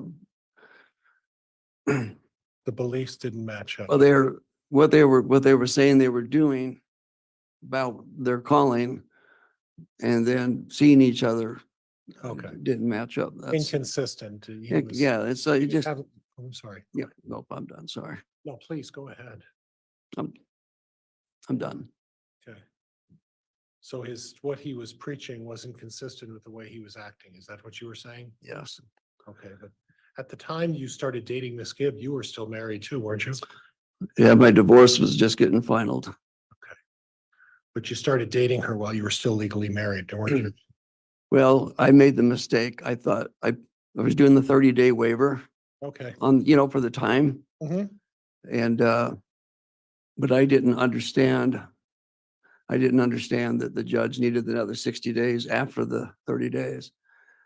And I'd already paid for two plane tickets to have some time with her in August with my son, Nicholas. And so we just went forward and went, and did those two things for August. So in other words, you traveled, so when you met her in August of 2019, you were already planning on going on a vacation with her, is that right? No, not a vacation. What was it? One was, the Zions it was called the Zions Camp. It's a kind of educational camp. Okay, And I wanted to see how she would do with my son, Nicholas. okay. And 'Cause I was taking care of my son, Nicholas. That was the whole reason for the divorce, because my wife at the time, it was too much. We had him with us for several weeks.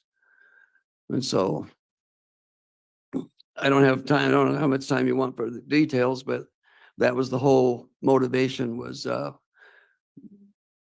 you divorced your wife because she wasn't taking proper care of your son, Nicholas, and it's all about Nicholas, right? no, we mutually agreed. We Okay. did not want a divorce, but I- but we needed to get Nicholas out of the home that he was in because he was suffering some abuses there. Okay, If you'd like to go into more, I'd be happy to. we don't have to. Okay. I don't know. I didn't That's want to go fine, into this okay. much, but I just wanted to clarify a few things that were of a concern, okay? Okay, thank you. Now, I do want to talk a little bit about an organization called the Seven Gatherers. You're familiar with that, right? No, I'm not. Okay.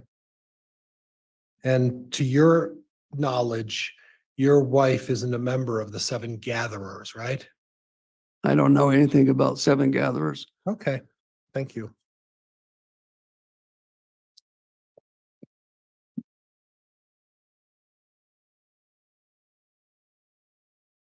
Now, both of you go to various camps and conferences and meetings and speak about religious subjects. Is that fair? Yes, And both of you have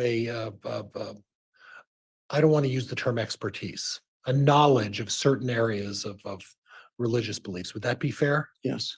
And your particular area of knowledge is in what?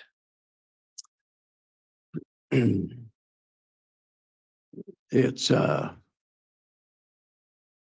It's about, there was the conversion, my conversion to Christ and his church, and the gifts and dreams and visions that came afterwards. Okay. So when we talk about that, let's cut this down a little bit to really what we're, so these folks understand. It's really about, you go to these camps in rural, these fireside chats is what they're talking about, or mentioned as, correct? Fireside chats?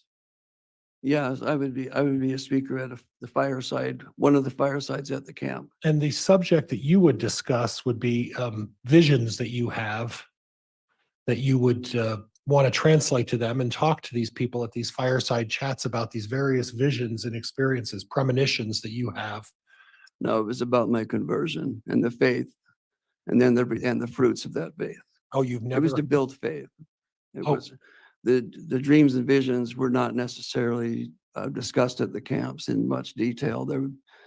There's many aspects to dreams and visions about many topics. So it was about, the whole purpose was to help inspire people to seek God, to seek his truth, in relationship with the Holy Ghost bearing witness of that truth. okay.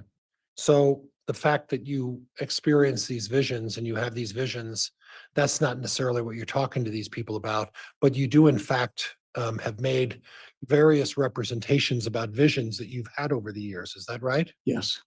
And some of these visions have included being invaded by foreign powers, right? Yes. Objection relevance, Your Honor. It's a late objection. It's already been answered. You I'm sorry, continue, Judge, Mr. I missed that. I overruled the objection because it wasn't timely. Okay, all right, thank you, Judge. And some of these visions deal with religious matters as well. Yes. And that's something that you've gone to conferences to speak about as well, right? And aspects. Right. They're just Okay. depending on the topics and then whatever I felt right in my heart that was allowed to be. And really, it's your experience in your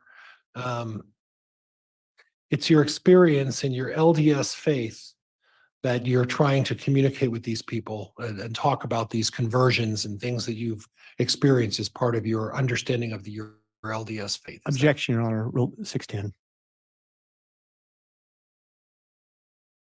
Judge, could we approach and have a sidebar? Yes.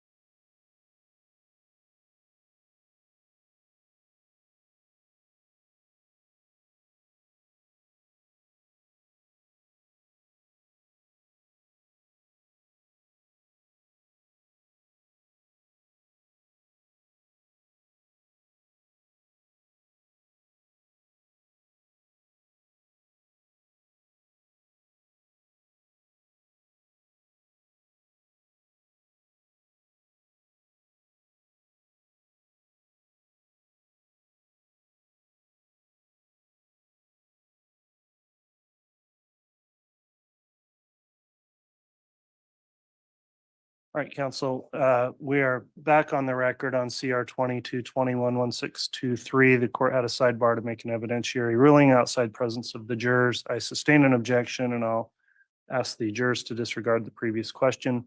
Mr. Pryor, if you'd like to continue with your cross, you may. So, Mr. Warwick, we were on the subject of visions, and that you explained to me that these visions are only a small part of what you lecture at these fireside mountain retreats and at these conferences and at these meetings. Is that fair? Yes, And part of these visions is consistent with your faith, right? yes, So if you were to have these various visions about certain events, that's not something that's particularly inconsistent with your faith, correct? correct. Okay. And if Chad Daybell were to have visions of certain events, that's not necessarily inconsistent with his faith either, correct? Correct. Okay. I want to talk to you a little bit because I'm a little unclear. There's been some testimony about what vibrations are. Do you understand the term vibrations? I understand the term, but I don't understand the context. Okay, the That's context is expected. in a religious context, that you get some sort of feedback that has a religious perspective to it. So in that context, do you understand or have had familiarity with that process? Yes. Okay, what is that experience or knowledge that you have as it relates to vibrations?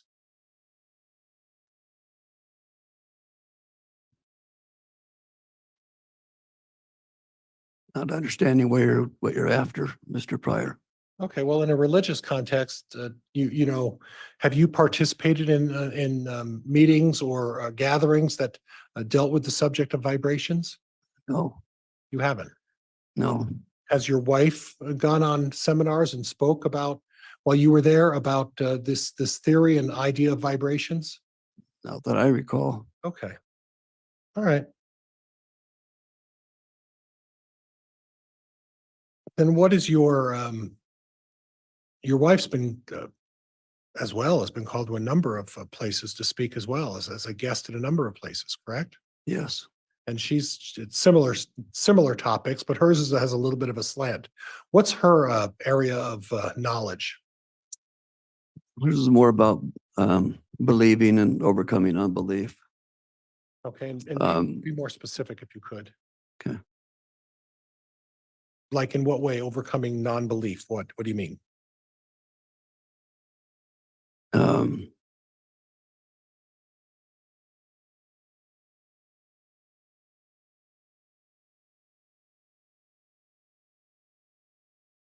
well, she did health. Actually, hers was more on health. The ones that I've seen, because she does foot reflexology Okay, and teaches about the body, and it works with the nerves through the feet. okay, all right.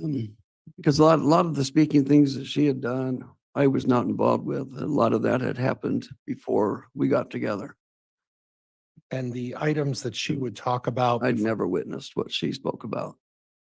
By the way, Mr. Warwick, please don't just interject in your Sorry. response in the middle of anyone else talking. It's difficult for the court reporter. And Mr. Warwick, I'm going to be guilty of that too a couple of times. So we'll try to be patient with each other. Okay. Okay.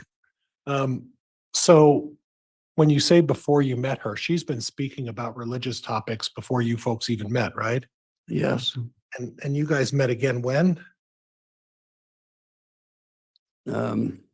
Officially, we met the end of May 2019.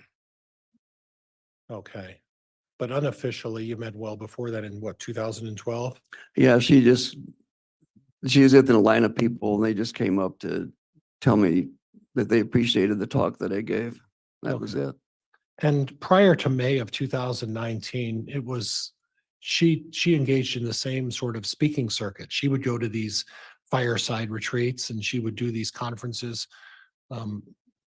well before she ever met Chad Daybell, right? Yeah, but she wasn't, from my understanding, she was not a speaker for years. She just they organized some podcast.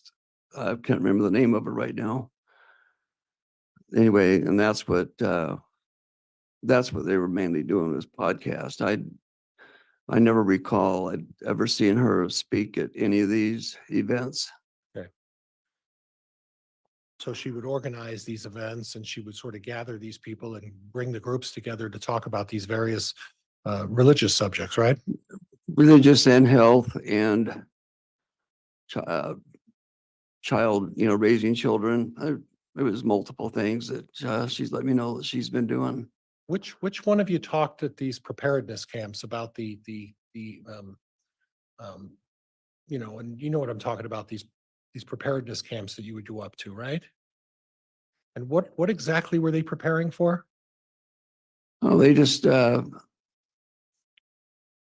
just basically teaching you how to different ways to be self-reliant through growing food, have energy, and it was any topic to be prepared so that when tribulations or you're able to provide and be able to do better serve. I there's all kinds of things about how to cook and how to set up camps, all kinds of. You weren't teaching about cooking, right? What's that? You weren't teaching about cooking, right? Nope. You weren't teaching I about, didn't teach. I just gave a fireside. I just shared my story of my conversion. and your visions to some extent, To some extent, there'd be some that would come up, but not much on a Right. camp like that. about some of the things that you predicted that would happen in the future, right? Not that I'd predict, not it was what I was shown. Oh, I'm sorry, I made a mistake there. Yeah, it's not me. Right, it's not you that are making these, they aren't predictions, they're, and please forgive me, you put the right word on it. They're premonitions about things that you saw that you believe you need to share with other people. Is that fair? No, They're visions of things that you see that are brought to you some way and that you believe are things that would occur in the future. Would that be fair? yes, Okay. Now, you've heard the term light and dark. Are you familiar with those terms? yes, Light and dark, would you agree with me that the term light and dark are synonymous with the words good and evil? yeah, yes, They could be interchanged. yes, And it just depends really on your how you're brought up, what terms your family's using. Would you agree with that? yes, Some families will say, this is good and this is evil. Other families would say, this is light and this is dark. Would you agree with that? I've never heard the light and dark explained that way. I've always heard that, no, they just say this is good and evil. Okay. I've never heard explained the way you just said it. Okay, but you've heard the terms light and dark, Mm-hmm. and the light and dark term is in at least your faith is referenced a number of times in your faith. Yes. We can go back and show you if you're aware of that, right? Mm-hmm. Yes. Okay. So that's not a foreign term to you, the term light and dark, right? Right. Okay, that's part of your faith, right? It's part of life. Right. All right, well, I wasn't raised, I didn't have faith, and I knew about light and dark way before faith. okay. And Mr. Daybell and you share at least the same faith generally in the beginning, right? Yes. And Mr. Daybell would be familiar with the term light and dark. He's spoken to you about that, right? Yes. Okay. But the area that I'm confused is the area called portals. Have you heard that term? Yes. Okay. And was teaching about dark portals, was that something your wife would ever do? I don't know. I never heard her teach. Okay. So you don't know if she's teaching anybody about a dark portal or a light portal or any kind of portal, right? Right. Okay.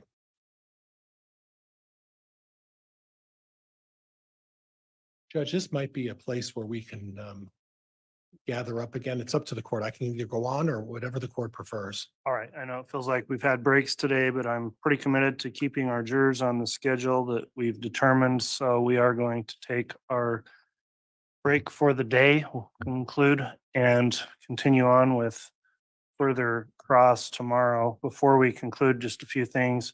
Mr. Warwick, I'll be asking you again in the morning if you've reviewed any of this trial testimony or anything. So you're still subject to that exclusionary order. For the jurors, again, the admonishment, please don't do anything to review or investigate the case in any way. If you see any news coverage, footage, et cetera, don't try to avert your attention from that, I should say. Don't discuss the case or the evidence amongst yourselves or with anyone else. You can only do that once your deliberations have begun. And with that, I appreciate your attentiveness today. We're going to go ahead and recess for the evening, and we'll begin again tomorrow morning again at 8:30 as well. All right, we're in recess. All right.